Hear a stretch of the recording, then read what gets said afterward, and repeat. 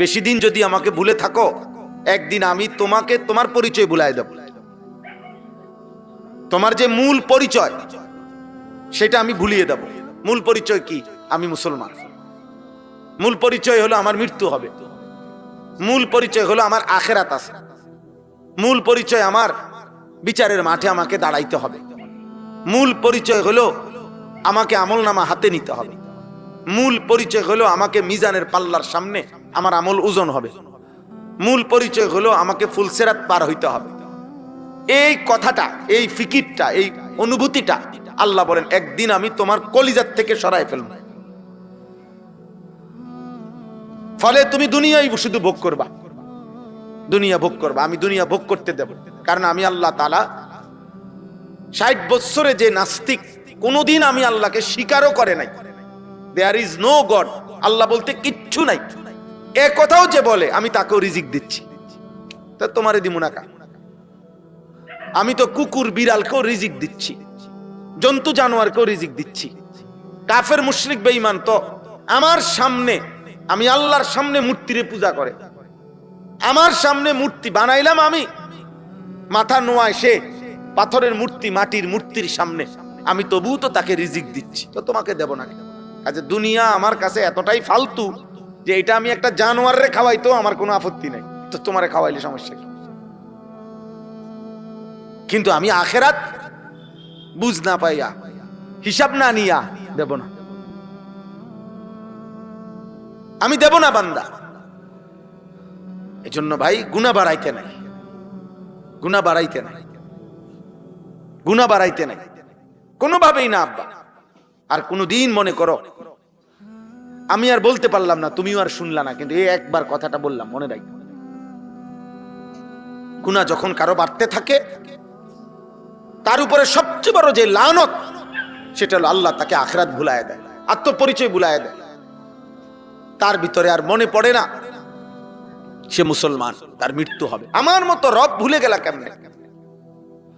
কে তোমাকে আমার মতো মনিব, প্রতিপালক, দয়ালু রব তোমাকে কে ভুলিয়ে দিল? আমাকে ভুললা কেমন? এজন্য প্রিয় ভাই আবারও বলছি, আমার কথা এটাই, বারবার বলবো আমি এ কথা, তোমার কলিজায় তুমি ধাক্কা দাও বিবেকের সাথে, 1 মিনিট বুঝাপড়া করো। নিজের এভাবে শেষ করে দিচ্ছ কেন? কে কারে মনে রাখে রে আব্বা? কে কারে মনে রাখে? প্রতিদিন কত মানুষ অ্যাক্সিডেন্ট, বিপদগ্রস্ত, কে কার খবর রাখে? কে কার খবর রাখে? তাইলে অতএব এটা জরুরি। আমার কথা হইলো, আপনি ঘাটতি আছে, কমতি আছে, দুর্বলতা আছে আমাদের, আমারও আপনারও ভুল ভ্রান্তি আছে, পিছলা খাইয়া পড়া আছে, মানে গুনাহ আমারও হয় আপনারও হয়। একটা হলো গুনাহ হয়ে গেছে, অ্যাক্সিডেন্ট হয়ে গেছে, আর একটা হলো লাগাতার এক তালে, এক রঙে, এক ঢঙ্গে, যেই কোনো পরিবেশে উনি বিড়ি খায়, এটা স্বাভাবিক না, এটা বুঝি শুধু গুনাহ, এটা তো বেয়াদবি। যেই কোনো পরিবেশে প্রতিদিন এক তালে ছেলে মেয়ে নাতি নাতনি সবার সামনে উনি টেলিভিশনে নাচ গান নর্তকী দেখে, এটা শুধু গুনাহ, এটা শুধু গুনাহ, এটা বেয়াদব, এ তো লজ্জা শরমহীন, এর তো কোনো হায়া লজ্জা নাই, এর তো কোনো হায়া লজ্জা নাই।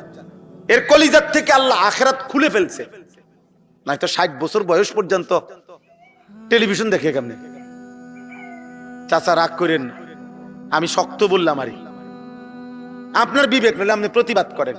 60 বছর বয়সে একজন বুড়া মিয়া যদি টেলিভিশন দেখে এখনো, তাহলে কি মনে হয় ওনার কলিজার থেকে আল্লাহ আখিরাত খুলে ফেলছে?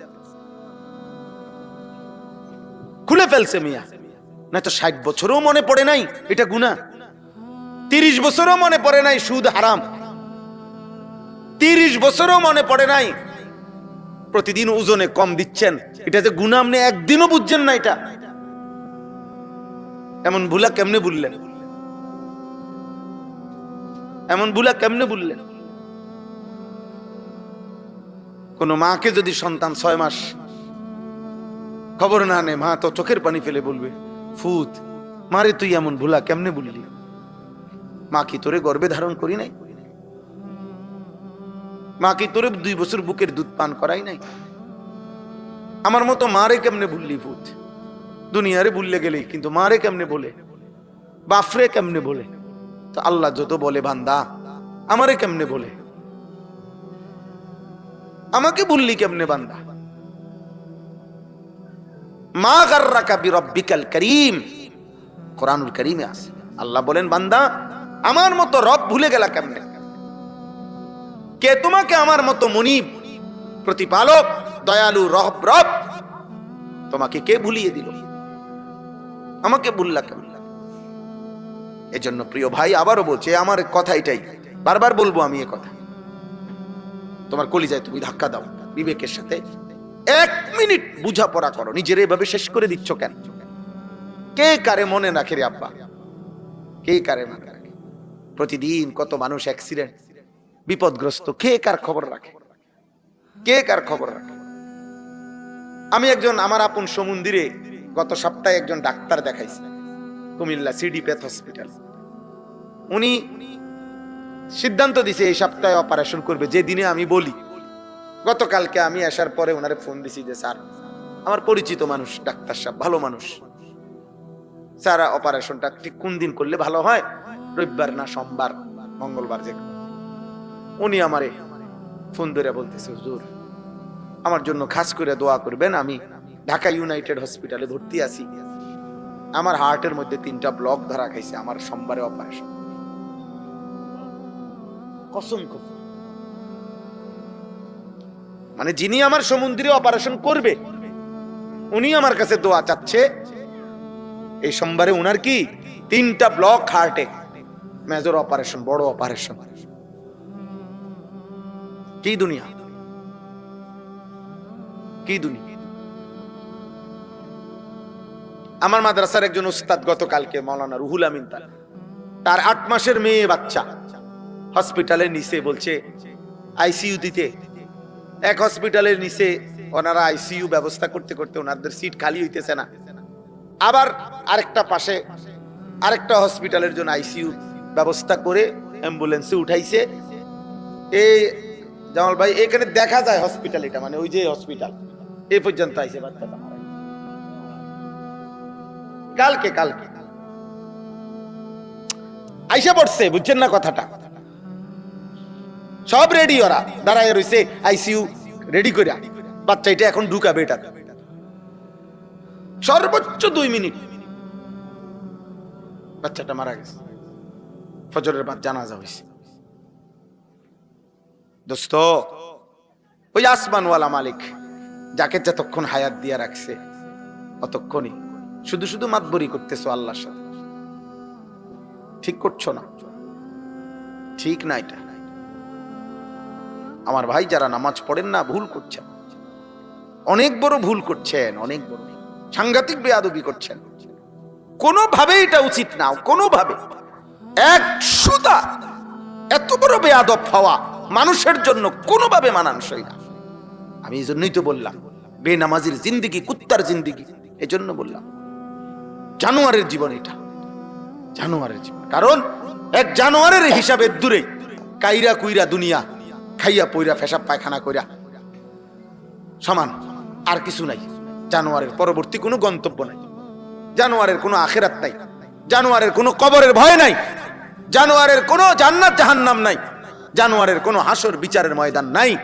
উঠাবে আল্লাহ হাসরের ময়দানে, আবার আল্লাহ বলবে সব তোরা জন্তু জানোয়ার মাটি হয়ে যা, মাটি হয়ে যাবে। কিন্তু আমাদের হিসাব আছে রে আব্বা, আমাদের মৃত্যু আছে, আমাদের কবর আছে, আমাদের পরকাল আছে, আমাদের এক এক সেকেন্ডের আমল নামা লেখা হচ্ছে। আমরা চাইলেও আল্লাহ জানে, আমরা না চাইলেও আল্লাহ জানে। আমরা গোপন আস্তে বললো আল্লাহ শুনে, আমরা জোরে বললো আল্লাহ শুনে। কিছু না বলে অন্তরে অন্তরে যদি আমরা জল্পনা কল্পনা করি, আল্লাহ তাও জানে। ওয়া আসিররু কাওলাকুম আফিজহারু বিহি ইন্নাহু আলিমুম বিদাতিস সুদূর। আল্লাহ বলে তোমরা আস্তে বলো কিংবা জোরে বলো কিংবা হৃদয়ে গভীরে লালন করো, আমি সব জানি, আমি সব শুনি বান্দা, সব জানি। ইয়ালামু খাইনাতাল আয়ুন ওয়া মা তুখফিস সুদূর। আল্লাহ বলে বান্দা চোখের যত গুনাহ আমি জানি, অন্তরে লুকায়িত যত গুনাহ আমি তাও জানি। আমি জানি বান্দা, ইল্লা কুন্না আলাইকুম শুহুদান ইজ তুফিদুনা ফি। আল্লাহ বলে বান্দা 24 ঘন্টা যখন তুমি যেই কর্ম করো, যেই সেকেন্ড তুমি যেখানেই থাকো, আমি আল্লাহ তোমার সামনেই থাকি। আমি তোমার সামনেই থাকি, আমি তোমার সামনে উপস্থিত আছি, আমি দেখছি, আমি দেখতেছি, আমি দেখতেছি বান্দা, আমি দেখি বান্দা, আমি দেখি। আমারে আড়াল করবা কেমন, আমাকে লুকাইবা কেমন? আল্লাহ আমাদেরকে বুঝ দান করেন। আমাদের প্রত্যেকের উচিত কোরআনুল কারীমে আল্লাহ তাআলা কি বলছে শুনেন। এই 4টা আয়াত পড়ছি, এই 4টা আয়াতের তরজমা শুনেন, তাহলে কথা শেষ। আল্লাহ তাআলা বলেন, কুল হুয়াল্লাযী আনশাআকুম। হে নবী আপনি বলুন, আপনি এই পৃথিবীবাসীকে জানান, আপনি আপনার উম্মতকে জানান, আপনি মানুষদেরকে বলেন কথাটা নিয়ে ভাবতে, কি যে হুয়াল্লাযী আনশাআকুম, তিনি আল্লাহই তো তোমাদেরকে সৃষ্টি করেছেন। ওয়া জাআলা লাকুমুস সামআ ওয়াল আবসারা ওয়াল আফইদা, এবং আল্লাহই তো তোমাদেরকে কান, চোখ এবং অন্তর তিনিই তো দিলেন। কালিলাম মা তাশকুরুন, অথচ তোমরা দেখি ওই আল্লাহর কৃতজ্ঞতা আদায় করছো কম। সৃষ্টি করলেন যিনি, মনে পড়ছে তাকেই কম। কান দিলেন যিনি, শুনছো না কেবল তার কথা। চোখ দিলেন যিনি, দেখতেছো না কেবল তার কুদরত। হৃদয় দিলেন যিনি, ভাবছো না কেবল তার কথা। কালিলাম মা তাশকুরুন, অথচ তোমরা দেখি আল্লাহর শুকরই কম আদায় করতেছো। কি ব্যাপার বান্দা? হে নবী আপনি বলেন এটা কি করছে এরা? সৃষ্টি করলাম আমি, অস্তিত্বে আনলাম আমি, পৃথিবীতে আনলাম আমি, প্রতি সেকেন্ড হায়াত দিয়ে রাখছি আমি, কান দিলাম আমি, চোখ দিলাম আমি, দিল দিলাম আমি, অথচ আমার কৃতজ্ঞতা, আমার শুকর আদায় করছে কম। এ কেমন নাফরমানি, এ কেমন নাফরমানি? এইটা আল্লাহ তাআলা প্রথম এই আয়াতের মধ্যে আল্লাহ উল্লেখ করছে। দার্শনিক যারা, দুনিয়াবি দার্শনিক পণ্ডিতদের কথা হলো, মানুষ যত জ্ঞান অর্জন করে, মানুষের যত জ্ঞান বুদ্ধি বোধ অর্জিত হয় 5টা জিনিস দ্বারা। চোখ দ্বারা দেখে, কান দ্বারা শুনে, এরপরে নাক দ্বারা ঘ্রাণ নেয়, এরপরে জিহ্বা দ্বারা স্বাদ নেয়, আর এই ত্বক মানে চামড়া দ্বারা স্পর্শ নিয়ে বোঝে গরম না ঠান্ডা। তো 5টি জিনিস, চোখ, কান, নাক, জিহ্বা, ত্বক মানে চামড়া, এটা পঞ্চ ইন্দ্রিয় বলে। আল হাওয়াসুল খামসা, চক্ষু, কর্ণ, নাসিকা, জিহ্বা, ত্বক। এটা হলো দার্শনিকদের কথা। কিন্তু গবেষকদের কথা হলো, আরো যদি কেউ গভীর চিন্তা করে, 3টি অঙ্গ মানব দেহে আল্লাহ কোরআনে উল্লেখ করছে। এখানে আরো অন্যান্য আয়াতও আছে। মানুষের সবচেয়ে বেশি অর্জন, মানুষ জীবনে যত কিছু শিখে, জানে, বুঝে, ভাবে, গ্রহণ করে, তার জীবনে যত কিছু, তার মধ্যে অন্যতম এই জানা, বুঝা, শিখা, গ্রহণ করা, ভাবা, এক্ষেত্রে 3টি অঙ্গই মূলত ব্যবহার হয়। 1 কানে, কানে শুনে সে। 2 চোখে দেখে। 3 অন্তরে ভাবে, হৃদয়ে এগুলা নিয়ে কি ভাবে, বুঝে, ফিকির করে, পরিকল্পনা করে। তো আল্লাহ তাআলা বলেন, তোমার 60 বছর, 30 বছর, 20 বছর, 25 বছর, তোমার 16 বছর, 18 বছর, তোমার জীবনের যা অর্জন বান্দা, তা তো আমার দেওয়া কানেই শুনলা, আমার দেওয়া চোখেই দেখলা, আমার দেওয়া হৃদয়েই গ্রহণ করলা। তো তুমি আমাকে মনে পড়ছে কম কেন? আমার কথা মনে পড়ে কম কেন? এই জন্য আল্লাহ তাআলা এই আয়াতে আমাদেরকে মনে করাইলেন, আমাদের প্রত্যেকের উচিত, আপনারা ভাবেন তো, এই 3টি অঙ্গ আমাদের জীবনের সমস্ত কিছু, আমরা যত কিছু জ্ঞান, যত বুঝ, যত বুদ্ধি আমরা শিখি, জানি, আহরণ করি, এই 3টি অঙ্গের মাধ্যমে। বিশেষভাবে কান দ্বারা শুনতেছি কোটি কোটি কথা, হাজার কোটি আওয়াজ, চোখ দ্বারা দেখতেছি প্রতিনিয়ত, অন্তর দিয়ে ভাবতেছি প্রতিনিয়ত। এই 3 অঙ্গ আপনি মনে করেন, আপনি মনে করেন একজন মানুষ এই মোবাইল দিয়া মনে করেন, বা টেলিভিশন হোক বা মোবাইলেই ধরেন, নারীর ছবি দেখতেছে, মনে করেন নাটক দেখতেছে মনোযোগ দিয়া, এই সময় তার তিন অঙ্গ ব্যবহার হইতেছে বিশেষভাবে। কান এসে শুনতেছে কথাগুলো, আওয়াজগুলো, চোখে দেখতেছে, এবং এটা নিয়েই তার হৃদয়ের মধ্যে ভাবনা চলতেছে। বিষয়টা কিন্তু এমন না আপনি বলেন যে একজন মানুষ টেলিভিশনে নাটক দেখে, মহিলা নাচতেছে, তার গান শুনতেছে, আর ভিতরে ভিতরে অন্তরে আল্লাহর জিকির করতেছে, নাকি? কথা বুঝছেন কিনা? যা কানে শুনতেছে তাই সে চোখে দেখতেছে, তাই সে হৃদয়ে ভাবতেছে। এই তিন অঙ্গ বরাবর, তিন অঙ্গ বরাবর।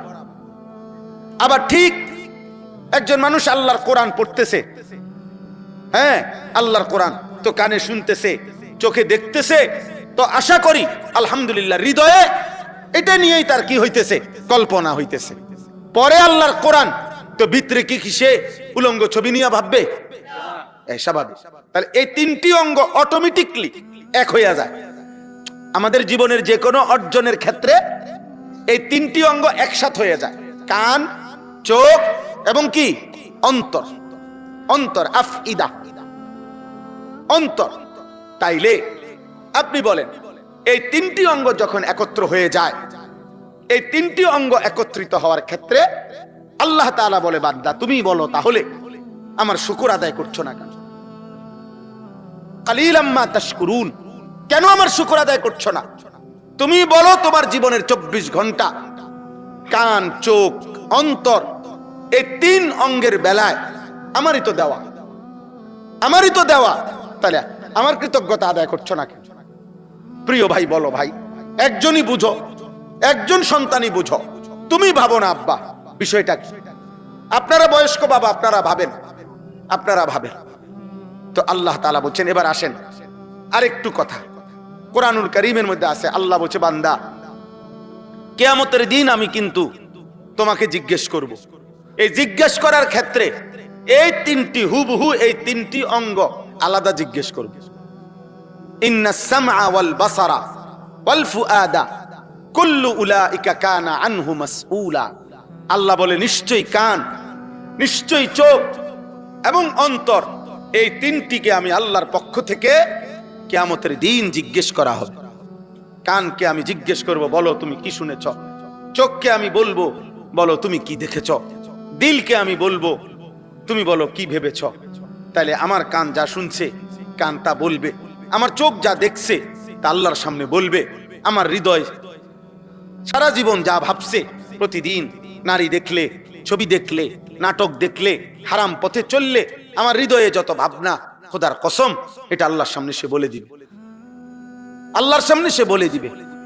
আল্লাহ তাআলা বলেন, আমি জিজ্ঞেস করবো আলাদাভাবে এই তিনটি অঙ্গ, এই তিনটি অঙ্গ। এবার আবার শুনেন, আশ্চর্য, কোরআনুল কারীমের মধ্যে আছে, আল্লাহ বলেন, আমার নাফরমানি করলে কেউ, আমি যদি তাকে শাস্তি দেই দুনিয়াতে, কি দিয়া শাস্তি দেই? আল্লাহ বলে, আমি তার তিনটি অঙ্গ অচল করে দেই। এমনি দেখতে শুনতে মনে হয় খাইতেছে, ঘুমাইতেছে, চলতেছে, কিন্তু গুনাহ, নাফরমানি, মনের ইচ্ছা মতো চললে, আল্লাহর কসম আল্লাহ বলেন, এ হুবহু এই তিনটি অঙ্গ, এই যে তিনটা নিয়ে কথা বলতেছি, আল্লাহ বলেন আমি এই তিনটা অচল করে দেই। এক নাম্বার, আফারাআইতা মান ইত্তাখাযা ইলাহাহু হাওয়াহু ওয়া আদাল্লাহু আল্লাহু আলা ইলমিন। আল্লাহ বলেন, মনের ইচ্ছা, নিজের খেয়াল খুশির মতো যে চলাটাকে নিজের খোদা বানিয়ে ফেলেছে, নিজের জীবন বানায় ফেলছে, আল্লাহ বলেন আমি তাকে এক নম্বরে, ওয়া খাতামা আলা সামইহি ওয়া কলবিহি, আমি আল্লাহ তার কান এবং অন্তরে মোহর মেরে দেই। ওয়া জাআলা আলা বাসারিহি গিশাওয়া, এবং তার চোখের সামনে পর্দা ফেলে দেই। এই তিন অঙ্গ অচল করে দেই। সে আর কোনোদিন একটা পর্যায়ে, যা আল্লাহ যেন বলে ফেলে, যা তোকে আর কোনোদিন নেক কাজের তৌফিক দেব না, যা তোর কান বন্ধ করে দিলাম, যা তোর চোখ বন্ধ করে দিলাম, যা তোর দিল বন্ধ করে দিলাম। কি আশ্চর্য দেখছেন! মানে এই তিনটা অঙ্গ একদিকে বললো এই তিন অঙ্গ আমি দিলাম, অথচ আমার শুকর আদায় করছো না। আরেকদিকে বললে এই তিন অঙ্গ কিয়ামতের দিন আমি জিজ্ঞেস করব আলাদা। আরেকদিকে বললো নাফরমানি যদি চলতে থাকে, একদিন আমি নারাজ হইলে এই তিন অঙ্গ অচল করে দেব। আর কোনদিন কান দিয়া তুমি হকের কথা শুনবা। মানুষ আছে দেখবেন মস্কারি করে, পাও দুই বেলা ভাত খাইয়ে সংসার চলে না। হ্যাঁ বড় আইছে হুজুর, হুজুর আপনারা আইছেন আখেরাত কবর লই, আমাদের সংসারেই চলে না। মানে উনি মস্কারি করলো আর কি, আপনার সংসার যেহেতু চলে না অতএব আপনি মরতেন না। কথা বলেন না? অভাবী মানুষের মরণ নাই, গরিব মানুষের মরণ নাই, ভিক্ষুকের মৃত্যু নাই। তো তো আপনি কি বলতে চাইছেন? এটা কি বলতে চাইলেন? আপনি বলবেন তাকে যে চাচা আপনার উপরে তো হজ ফরজ। হ্যাঁ আরে হুজুর আপনারা আছেন আপনার ঘর রঙ্গে, অনো দুইটা মাইয়া বিয়ার বাকি, আপনি বইয়া রয়েছেন হজ। এখনো দুইটা ছেলে বিদেশ পাঠানোর বাকি, এখনো কদ্দুর গদ্দুয়ার লাইন করতে আসছি না, অনাইছেন হজ। আমরা আবার কি এর হজ না আপনার কি এর হজ? আপনার ওটা বন বন দিয়ে চা দিয়ে ভিজাই খাবেন। আপনি আসছেন দুনিয়াতে এই জন্য, আপনি আসছেন বিড়ি খাইতেন দুনিয়াতে, আপনি আসছেন শুধু ভাত তরকারি আর এই বউ বাচ্চার সংসারের এই ঝামেলা, এগুলোই করতেন আসছেন। আপনারে 60 বছর দিছে বাজারে করতেন, আপনারে 60 বছর দিছে বন বিড়ি আর চা খাইতেন, আপনাকে 60 বছরই দিছে ফুদ বিদেশ পাঠাইতেন আর মেয়ে বিয়ে দিতেন। আখেরাতের জন্য দেয় নাই। আপনি অপেক্ষায় থাকেন চাচা, আপনারে আবার নতুন করে আল্লাহ পুনরায় আখেরাতের জন্য আরো একবার মৃত্যুর পরে আবার বছর খানিক পরে আবার পাঠাইব না। হ্যাঁ হ্যাঁ আপনি অপেক্ষা করেন, আপনারে আবার পাঠাই। এই সময় আপনি নিরিবিলি কি করেন? আখেরাতের আমল করে পাঠাবে তো। কোরআনুল কারীমের মধ্যে আছে বারবার, আল্লাহর কসম, আল্লাহর বান্দা নাফরমান বান্দা লক্ষ কোটি বার আল্লাহকে বলবে, আল্লাহ আর একটা বারের জন্য অল্প সময়ের জন্য আমারে দুনিয়ায় পাঠান, আমি এবার একটু সুযোগ দেন। রব্বানা আবসারনা ওয়া সামি'না ফারজি'না না'মাল সালিহান ইন্না মুকিনুন। আল্লাহ হাসরের ময়দান দেখলাম, কবরের আযাব দেখলাম, সব শুনলাম, আমি বিশ্বাস করলাম আমার আমল করা উচিত, আমারে আপনি একবার পাঠান দুনিয়ায়, এখন আমি নেক আমল করব। আল্লাহ বলবে না নাফরমান, ওয়ালাকিন হাক্কাল কাউলু মিন্নি, আমার সিদ্ধান্ত এটা, লা আমলা আন্না জাহান্নাম, তোর মতো বেঈমান দিয়া জাহান্নাম পূর্ণ করব। লা আমলা আন্না জাহান্নামা, আমি জাহান্নাম পূর্ণ করব তোর মতো নাফরমান দিয়ে। আমি তোকে বলেছি বান্দা, বলেছি।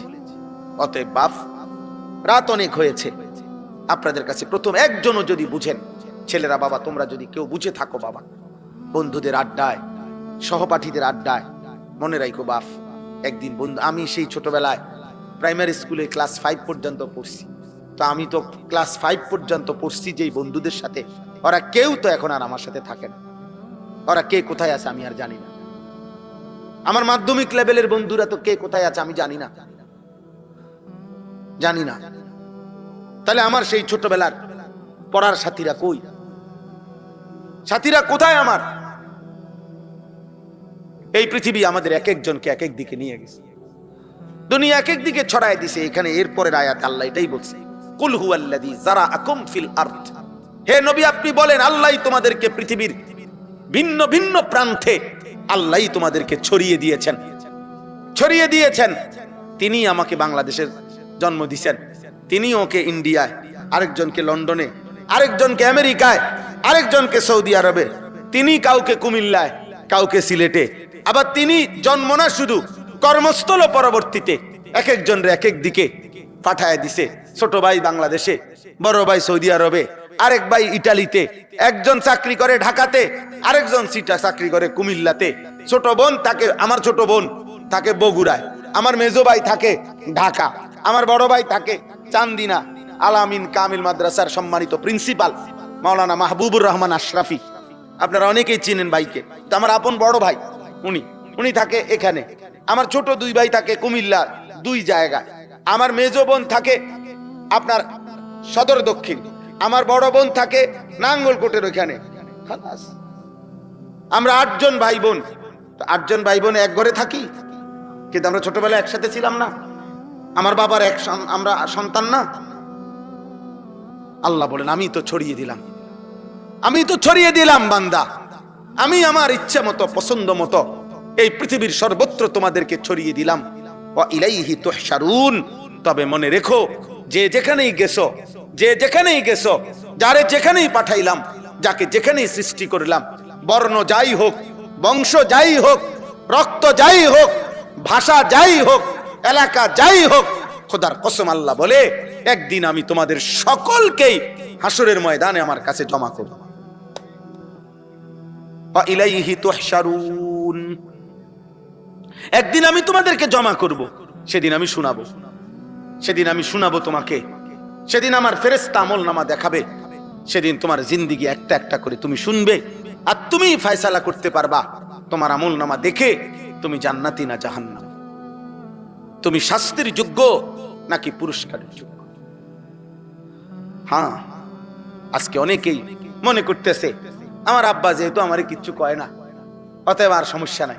আরে বাবা, তোমার বাবা ছেড়ে দিতে পারে, কিন্তু আল্লাহ তো ছাড়বে না। তোমার মা হয়তো তোমার চুল দেখা জঙ্গলির মতো, হাইওয়ানের মতো, আফ্রিকান জানোয়ারের মতো চুল দেখা মা হয়তো তোরে ভয় পায়। বেটা, মা বুঝছে ওই ছেলে আর আমার হাতে নাই, কারণ তারে মোবাইল পাগল বানায় লাইছে, তারে নর্তকী পাগল বানায় ফেলছে, তারে ইউরোপ আমেরিকার খেলোয়াড়ে তারে তার বশে করে নিছে, তারে সেলুনের নাফিতে তারে তার দিকে নিয়ে গেছে, তারে ফুটবল ক্রিকেটের খেলোয়াড়ে তাকে চুল চেহারা বাপের হাত থেকে ছুটায় নিছে, ফ্যামিলির হাত থেকে ছুটায় দিছে, ইসলামের হাত থেকে তোকে নিয়ে গেছে বেটা দুশ্মনে, তোরে বাস পাখি ছো মেরে নিয়ে গেছে, তোরে চিলে ছো মেরে নিয়ে গেছে বেঈমানের দলে। আহা, আল্লাহ বলে বান্দা ভুলে থাকো আর মনে থাকো, আমার কাছে আসতে হবে। ইলাইহি তুহশারুন, ভুলে থাকো আর মনে রাখো, আমার কাছে আসতে হবে, আসতেই হবে। কি মনে করছো? মনে নাই? মনে না হলেও মরে যাবে, মনে আছে তবুও মৃত্যু হবে। অট্টালিকায় তুমি, মৃত্যু হবে। কুড়ে ঘরে তুমি, মৃত্যু হবে।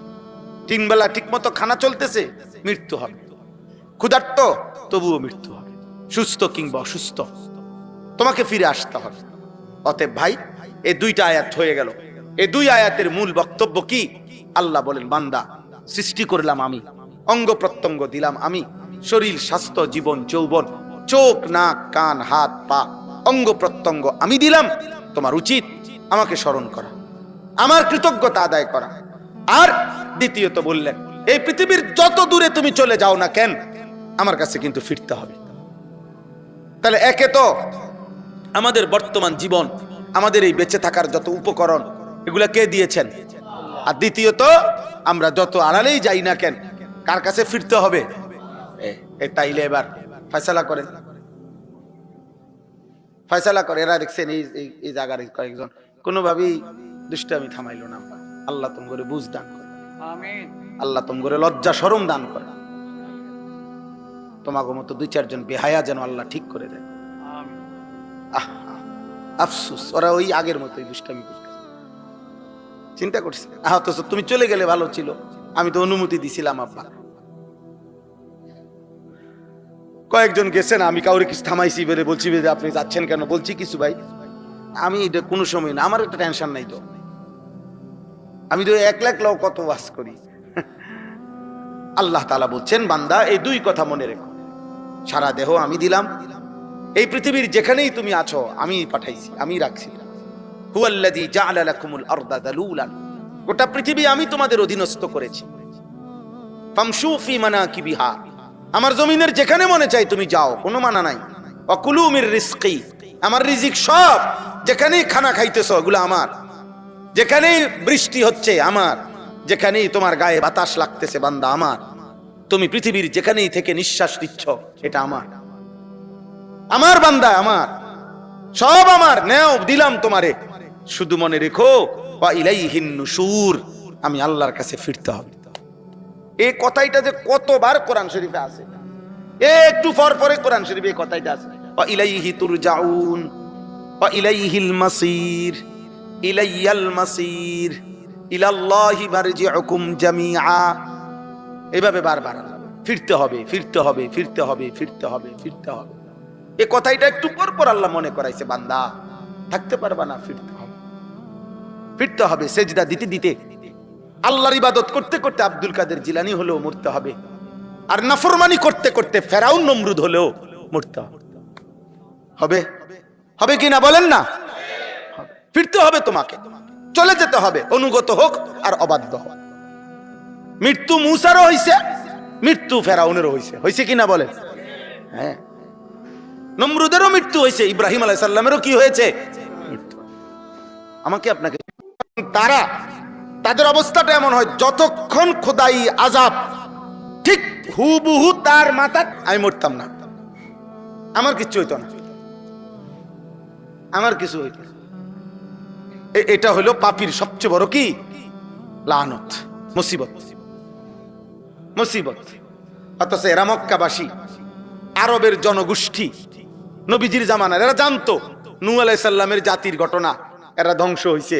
লূত আলাইহিস সালামের জাতি, শুআইব আলাইহিস সালামের জাতি, সালেহ আলাইহিস সালামের জাতি, কওমে আদ, কওমে সামুদ, কওমে লূত, ফেরাউন, নমরুদ, কারুন, হামান।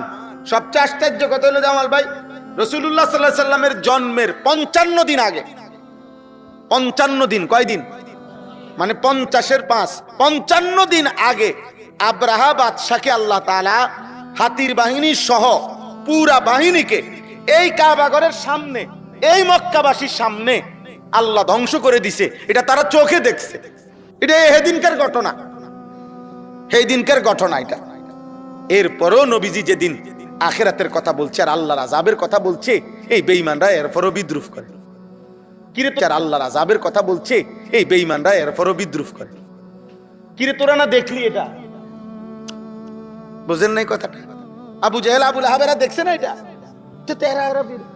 এরা বুঝতে চাইলো না কেন? এরা তো দেখছে তাদের চোখের সামনে যে আল্লাহর ঘরে আইসা ধ্বংস করতে আইসা এদের পরিণতিটা কি হয়েছে। তো এই জন্য বললাম, জালেমের সবচেয়ে বড় এই যে তোমরা অনেক ছেলে আসো ভাই, এ পরিমাণ গুনাহ বেশি করে ফেলছো যে একটা মিনিট আর কোনোদিন নামাজের কথা তোমাদের মনে পড়ে না। যদি কারো এমন হয় বাবা, মনে রাখো, বিশ্বাস করো আব্বা, তোমার উপরে আল্লাহর লানত, তোমার উপরে আল্লাহর আযাব চলতেছে। মাথা তুললে আসার দিলে আযাব না, এটি তো মামুলি শাস্তি। একটা থাপ্পড় দিছে, একটা ঘুষি দিছে, জেলখানার মধ্যে 6 মাস আটকাইয়ে রাখছে, এনে কি কিতা আটকাই রাখছে, তো বার্তার কারিয়ে দেয়, এটি কিচ্ছু না রে বাবা। কিন্তু তোমারে যে আখিরাত বুলায় দিছে, তোমার অনন্তকাল জাহান্নামের আগুনের জন্য তোমারে যে রেডি করতেছে, এটা অনেক বড় বিপদ, অনেক বড় বিপদ। নাহলে এরকম কেমনে হইলা?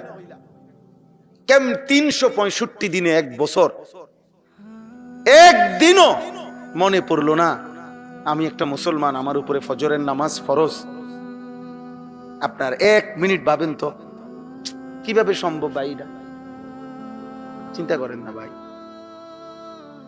এ কেমন মুসলমান, এই কেমন মানুষ, এ কেমন ঘর, এই কেমন আব্বা মা। এই পোলাটা আজকে একটা বছর কোনোদিন বাপ মার চোখের সামনে, এবারটা জীবিত বাপ মা, ওনারা জানে এটা, ওই ঘরে ঘুমায় পোলাগা, মেয়েটা ছেলেটা 1 বছরে কোনোদিন একদিনও ফজরের নামাজ পড়লো না, বাপ মা জীবিত। আচ্ছা, এটা মানেন কিভাবে? কি মনে করেন কিভাবে সম্ভব? এটা কিভাবে সম্ভব? এই বাবা মা কেমনে বলে আমরা মুসলমান? এই সন্তান কেমনে বলে আমি মুসলমান? নবীজি স্পষ্ট, বুখারীর হাদিস, নবীজি বলছে এশার নামাজ আর ফজরের নামাজের জামাতে আসে না, কষ্ট হয় ওদের যারা মুনাফিক তারা।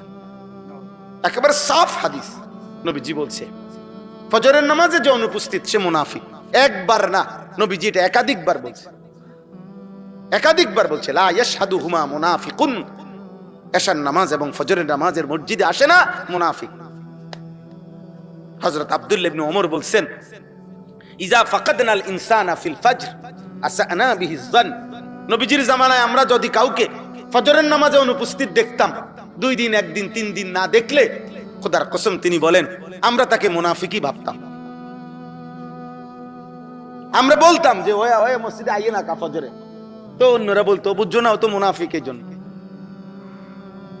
এইভাবে বলতেন ওনারা, ফজরের অনুপস্থিত দেখলে ওনারা মুনাফিক ভাবতেন। তো বেঈমান বলে কি, হে মুহাম্মদ কোন দিন আসবে আযাব?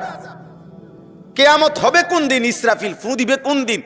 কোন দিন কও, এখন কও, এখন ফু দিতে কও, চাই এখন আযাব আসতে কও। নাউজুবিল্লাহ। শেষ কথা হলো আল্লাহ বলেন কুল ইন্নামাল ইলমু ইনদাল্লাহ, ইন্নামা আনা নাযীরুম মুবিন। আল্লাহ বলে, বন্ধু, দিন তারিখ সন তারিখ নির্দিষ্ট সময় ওরা যতই বলুক জানতে চাক, আপনি বলবেন এক কথা, যে প্রকৃত দিন তারিখ, কোন দিন ইসরাফিল ফু দিবে, কোন দিন হাসরের মাঠ কায়েম হবে, এটার একমাত্র জ্ঞান আছে শুধুই আমার আল্লাহর নিকট। আর আমার দায়িত্ব, আমি তোমাদেরকে স্পষ্ট আল্লাহর পথে ভয় দেখাচ্ছি, ভয় প্রদর্শনকারী আমি। আর আমার দায়িত্ব হাজারবার লক্ষবার যতক্ষণ আমার হায়াত আছে আমি তোমাদেরকে কবরের ভয় দেখাবো, জাহান্নামের ভয় দেখাবো, আখিরাতের ভয় দেখাবো। এটাই আমার দায়িত্ব। এটাই কার দায়িত্ব? নবীর দায়িত্ব। নবীর পরবর্তী ওয়ারিস হিসাবে আমাদের ওইটা দায়িত্ব। এই জন্য আমরা বলি, আমগরে অনেক মানুষে বিদ্রুপ করে হুজুরের কাছে, এই ছাড়া আর কথা নাই, কেল কবর, আখিরাত, হাসর, আসমানের রূপের কথা, আর কথা নাই। আর কথা তো বলি না ভাই, আরো লোক আছে তো। ডাক্তার সাহেবের আপনি কোনোদিন বলেন না কেন সারাটা জীবন এই প্যারাসিটামল না ফালইয়া পড়ে রইলেন? আর কথা নাই আপনার দ্বারে? আপনি একটা বিল্ডিং বানান না কা? ইঞ্জিনিয়াররে বলেন না কেন সারা জীবন আপনি বিল্ডিং না? কাঠমিস্ত্রির মানুষের রাজমিস্ত্রির কথা বলে না। এটাই তো নিয়ম। বন্টন করে নিছে, এক একজন এক এক কাজ, এক এক কাজ। তাহলে আমরা হুজুর, আমরা আলেম, তো আমাদের জন্য নবীজি সাল্লাল্লাহু আলাইহি সাল্লাম, আল্লাহর কোরআন, নবীজি যা বলছেন তা বলতে হবে না? কথা বলেন না? তাইলে আমাদের তো এই জিম্মাদারি, আমাদের তো এই দায়িত্ব। আমরা আপনাকে ঘরে বলি আর বাজারে বলি, সংসদে বলি আর রাষ্ট্রে বলি, যেখানেই বলি, আমরা তো আল্লাহর কথাই বলতে হবে। আমরা তো হালাল হারামই বলতে হবে। হালাল হারামই কণ্ঠরোধ করার চেষ্টা যেই করুক সে করতে পারে, কিন্তু কোনোদিনও হকের কণ্ঠরোধ হয় না। রোধ হয়, একজনকে থামানো যায়, দুইজনকে থামানো যায়, তিনজনকে হয়তো ধমক দিয়ে থামানো যায়, 3000কে থামানো যায়, কিন্তু একদিন জালেম পলাইয়া যায়। একদিন জালেম কি হয়ে যায়?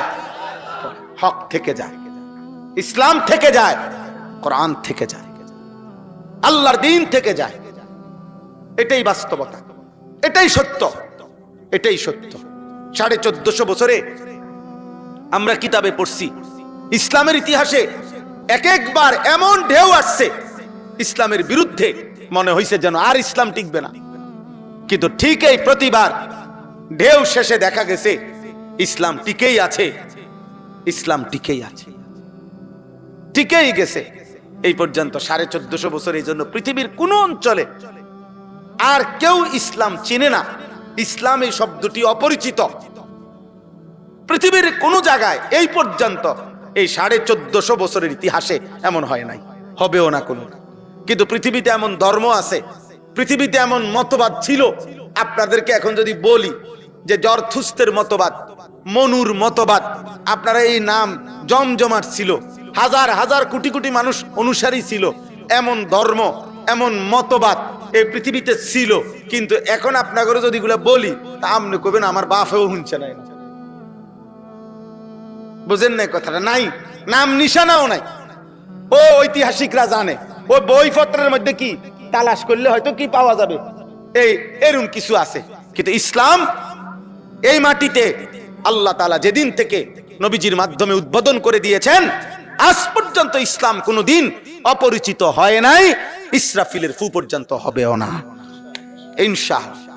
এজন্য মসজিদ থাকবে, মাদ্রাসা থাকবে, দ্বীন থাকবে, কোরআনের খেদমত থাকবে, কোরআনের খেদমত থাকবে। হ্যাঁ হ্যাঁ, স্রোতের নিয়ম হলো ওই যে স্রোত, পানির ধারা, এটার নিয়ম হলো আপনি এখানে যদি বাঁধ দেন, এখানে যদি আপনি 3 কিলোমিটার বাঁধও দেন, তো পানির ধর্ম হইল, স্রোতের ধর্ম হইল, সে প্রয়োজনে তালাশ করতে করতে করতে 3 কিলোমিটারের ওইখান দিয়ে হইলো যাইবে, সে ওইখান দিয়ে যাবে, সে থামে না, সে তার পরবর্তী গন্তব্য ঠিকই খুঁজে নেয়। এই জন্য আল্লাহর কোরআন, রাসূলের সুন্নাহ, মসজিদ, মাদ্রাসা, দ্বীনি খেদমত পৃথিবীতে কোনো কালে বন্ধ ছিল না, কোনো কালে বন্ধ হবেও না ইনশাআল্লাহ। ইনশাআল্লাহ, ইনশাআল্লাহ, ইনশাআল্লাহ দ্বীন থাকবে, দ্বীন থাকবে। এত পরিমাণ ষড়যন্ত্র নাস্তিক, মুরতাদ, ইসলাম বিরোধীদের, এরপরেও আলহামদুলিল্লাহ আমরা প্রতিদিন হিসাব করি, লক্ষ্য করছি আলহামদুলিল্লাহ, শুধু আমাদের এই বাংলাদেশে এই মুহূর্তেও গত 10 বছরে, গত 20 বছরে আপনার এখন আইসা পরিস্থিতি এমন যে ষড়যন্ত্র চতুর্দিকে, কিন্তু আপনি লক্ষ্য করেন জেনারেল শিক্ষিত কলেজ ইউনিভার্সিটিতে এবং জেনারেল শিক্ষিতদের মধ্যে নিশ্চিত দাড়ি রাখা মানুষের সংখ্যা আগের চাইতে 100 গুণ বেশি বেড়ে গেছে। হিজাব পরা, বোরখা পরা নারী, বোরখা পরা নারীর সংখ্যা বাংলাদেশের শুধু কওমি মহিলা মাদ্রাসা না, আলহামদুলিল্লাহ কলেজ ইউনিভার্সিটিতেও একেবারে চোখে পড়ার মতো উল্লেখযোগ্য সংখ্যক হিজাবওয়ালী নারী আলহামদুলিল্লাহ বেড়ে গেছে। এই জন্য দোস্ত, তোমরা কমে যাবা। এই চরিত্রহীন তোমরা যারা, তোমরা পৃথিবীতে টিকতা না, এটা মনে রাখ। আমি লিখে দিলাম আব্বা, এই নারী ছবি, অশ্লীল দৃশ্য, ফেসবুক, ইউটিউব, মোবাইলের অসক্ত তোমার মতো জন্তু জানোয়ারের আখলাক, এই আখলাকওয়ালা মানুষ পৃথিবীর থেকে নিশ্চিহ্ন হবে, ইমানদার টিকে থাকবে ইনশাআল্লাহ। এটা মনে রাখো আব্বা। আমি বললাম একদিন আফসোস করব, 30 বছর পরে দেখবা লম্বা হায়াত শেষ, জীবনের কোনো অর্জন নাই, জীবনের কোনো কি নাই, অর্জন নাই, জীবনের কোনো অর্জন নাই রে আব্বা। আল্লাহ আমাদেরকে হেফাজত করে। তো বলতেছিলাম ইসলাহ এই শব্দটি কোরআনুল কারীমের মধ্যে একাধিকবার বিভিন্ন জায়গায় এই শব্দটি ব্যবহার হয়েছে। এই শব্দটি এই ইসলাহ সংশোধনের অর্থ, সংশোধনের অর্থ আপনি দেখেন কোরআনুল কারীমের মধ্যে আছে হযরত শুআয়ব আলাইহিস সালাম, একজন নবী, আমরা নাম জানি। তিনি উনার জাতিকে বলছেন, মা উরিদু আন উখালিফাকুম ইলা মা আনহাকুম আনহু ইন উরিদু ইল্লাল ইসলাহা মাসতাতাতু। তিনি বললেন, হে আমার জাতি, দিবানিশি আমি তোমাদেরকে আল্লাহর যত নাফরমানি থেকে নিষেধ করছি, যত গুনাহ থেকে, যত পাপ থেকে তোমাদেরকে নিষেধ করতেছি আমি, এর কোনোটাই এমন নয় যে আমি সেটা করব অথচ তোমাদেরকে নিষেধ করছি, এমন না। বরং এটাই কথা, হে আমার জাতি, যা আমি তোমাদেরকে নিষেধ করতেছি তা খোদার কসম আমি আমার জন্য নিষেধই মনে করছি। অর্থাৎ তোমাদেরকে যেমন আমি বিরত থাকতে বলতেছি, আমি আমার জন্য এটা বিরত থাকতে হবে, এটা আমি জরুরি মনে করছি এবং আমি তাই করছি। যা থেকে তোমরা বিরত থাকতে বলতে চাচ্ছি তা থেকে আমি বিরত থাকতেছি ইতিমধ্যে এখন, কারণ এটা গুনাহ, কারণ এটা পাপ। তো এখন তোমরা যদি আমারে বলো আপনার গুনাহ থেকে আমনে বিরত থাকলেই তো হইল, আমগরে নেই আমনে এত মাথা কামান কিনতেন, আমারে নিয়ে আপনার এত চিন্তা কেন? তখন এই তিনি বলছেন এর পরের লাইন, আয়াতের পরের অংশ, ইন উরিদু ইল্লাল ইসলাহ মাসতাতাতু। হে আমার জাতি, যা আদেশ তা তো আমি পালন করছি আমি নিজের জন্য, যা আল্লাহর নিষেধ তা তো আমি বিরত থাকতেছি, কিন্তু তোমাদেরকে বলতেছি কেন তাইলে? তিনি বলেন, আমার উদ্দেশ্য আর কিছুই নয়, আমার সাধ্যের সবটুকু দিয়ে আমি তোমাদের সংশোধন চাচ্ছি। ইন উরিদু ইল্লাল ইসলাহা মাসতাতাতু, আর কোনো উদ্দেশ্য নয়। ইন এখানে ইনে নাফিয়া, নফির অর্থে, না বোধক অর্থে। এরপরে একটা আমাদের উলামায়ে কেরাম এটা বুঝে, এরপরে ইল্লা, তো নফি ইস্তিসনা হসর বুঝায়। অর্থাৎ ইন উরিদু ইল্লাল ইসলাহ, আর কোনো উদ্দেশ্য নয়, কেবল একটাই উদ্দেশ্য, তোমাদের সংশোধন, ইসলাহ। মাসতাতাতু, হ্যাঁ তোমাদের সংশোধন আমি করে ফেলবো, করতে পারবো শতভাগ না, বিষয়টা এমন না, বরং আমি চেষ্টা করছি মাসতাতাতু, আমার সাধ্যের সবটুকু দিয়ে। বাকি ওমা তৌফিকি ইল্লা বিল্লাহ। আসলে তুমি পরিবর্তন হবা কিনা, সংশোধন আপনার হবে কিনা, আসলে ইসলাহ হবে কিনা, তিনি বলেন যে সেটা একমাত্র আল্লাহর তৌফিক। তৌফিক দিবে একমাত্র কে? ফয়সালা আল্লাহর হাতে, ফয়সালা আল্লাহর হাতে। আপনারে আব্দুল কাদের জিলানী বাইটটা খাওয়াইছে, আর আসমানওয়ালার ফয়সালা নাই, কামত। আপনারে জুনায়েদ বাগদাদি 360 আউলিয়া বাইটটা খাওয়াই দিছে, অথচ আপনার জন্য কি মালিকের ফয়সালা নাই? তো আমার আপনার কিংবা হাজার লক্ষ নবী রসুলেরও উপদেশ, দাওয়াত ফায়দা নাই। যদি মালিকের ফয়সালা ভিন্নটা হয়। কথা বুঝছেন না? এটাও কোরআনুল কারীমের আয়াত। হযরত নূহ আলাইহিস সালাম ওনার জাতিকে বলতেন, ও গেঞ্জিওয়ালা আব্বা, ওই মোবাইল বাইরে টিপ আব্বা, বাইরে সিএনজি উঠাও, অটো উঠাও, অনেক ফায়দা হবে। 1 ঘন্টা সিএনজি উঠাও, জাতি জানতে পারবে। আমি আলহামদুলিল্লাহ অনেক ছেলে পেলেদেরকে এই কর্মসূচি দিছি, আব্বা তুমি যেহেতু 24 ঘন্টা তোমার শয়তানে কামড়ায়, মোবাইল ছাড়া তুমি থাকতে পারো না, অতএব তুমি একটা কাজ করো, যে একটি ইউনিয়নে মোট কতটা অটো আছে, প্রতিটা অটোর আলাদা আলাদা ছবি তুলে, মালিকের ছবি তুলে একটা সাক্ষাৎকার দিয়া এটা ইয়াতে অনলাইনে ছাড়ো, তাহলে জাতি জানতে পারলো একটি ইউনিয়নে কতটা অটো আছে। তো অনেক বড় একটা খেদমত হবে তোমার, কারণ তোমার যেহেতু আকামলা মানুষ, কাম নাই, তো তুমি বইয়ে বইয়ে অটো গড়ো, সিএনজি গণো। আমাদের অধিকাংশ ছেলে পেলে, মোবাইলে আসক্ত ছেলে পেলে হায়াতে আসলে কোনো কাজ নাই। বেচারা 24 ঘন্টায় কোনো কামই দেখে না, সে 24 ঘন্টায় তার মাথায় একটাই, আমার মোবাইল, আমি এবং আমার মোবাইল। এরপরে পৃথিবী যদি আসমানও আমার উপরে ভাঙ্গা পড়ে অসুবিধা নাই, আমি আছি, আমার মোবাইল আছে, খালাস, আর কিছুর দরকার নেই, আর কিছুর দরকার। একদিন পথের ফকির বানাইয়া থামাবে তোমার একদিন, যেদিন তোমার হাতে ভিক্ষার থালা তুলে দিবে, ভিক্ষার থালা তুলে দিবে। অবশ্যই এই প্রজন্ম একদিন মোবাইলের আসক্তি থেকে থামবে, কিন্তু যেদিন থামবে সেদিন দেখবে পিছনে 20 বছর নাই। যেদিন থামবে সে, আল্লাহ আমার জাতিকে হেফাজত করেন। তো বলতেছিলাম নূহ আলাইহিস সালাম, হযরতে নূহ আলাইহিস সালাম তিনি এই কথাটা বলছেন, ওনার জাতিকে তিনি বলতেন, ওয়ালা ইয়ানফাউকুম নুসহি ইন আরাদতু আন আনসাহা লাকুম ইন কানা আল্লাহু ইউরিদু আন ইউগভিয়াকুম হুয়া রাব্বুকুম ওয়া ইলাইহি তুরজাউন। এইটা কোরআনের আয়াত। নূহ আলাইহিস সালাম বলতেন, হে আমার জাতি, ওয়ালা ইয়ানফাউকুম নুসহি, আমার নসিহত তোমাদের কোনো উপকারে আসবে না। ইন আরাদতু আন আনসাহা লাকুম, আমি তোমাদেরকে যতই উপদেশ দিতে ইচ্ছে করি না কেন, আমার উপদেশ কোনো কাজে আসবে না।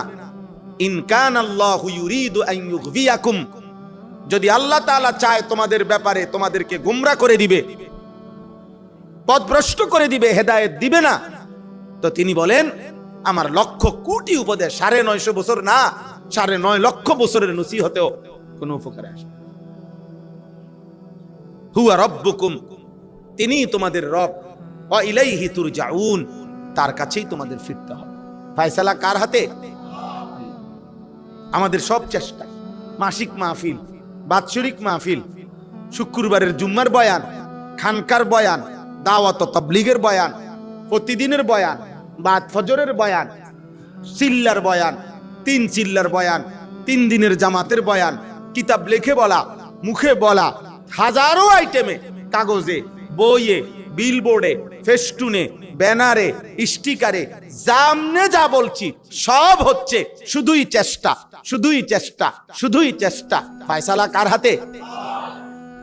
আল্লাহ। ফয়সালা আল্লাহর হাতে। ফাইন্নাল্লাহা ইউযিল্লু মান ইয়াশা ওয়া ইয়াহদি মান ইয়াশা ফালা তাযহাব নাফসুকা আলাইহিম হাসারাত। নবীজিকে আল্লাহ বলছে, বন্ধু মনে রাখবেন, আমি যাকে চাই তাকে পথভ্রষ্ট করে দেব, আমি যাকে চাই হেদায়েত দেব।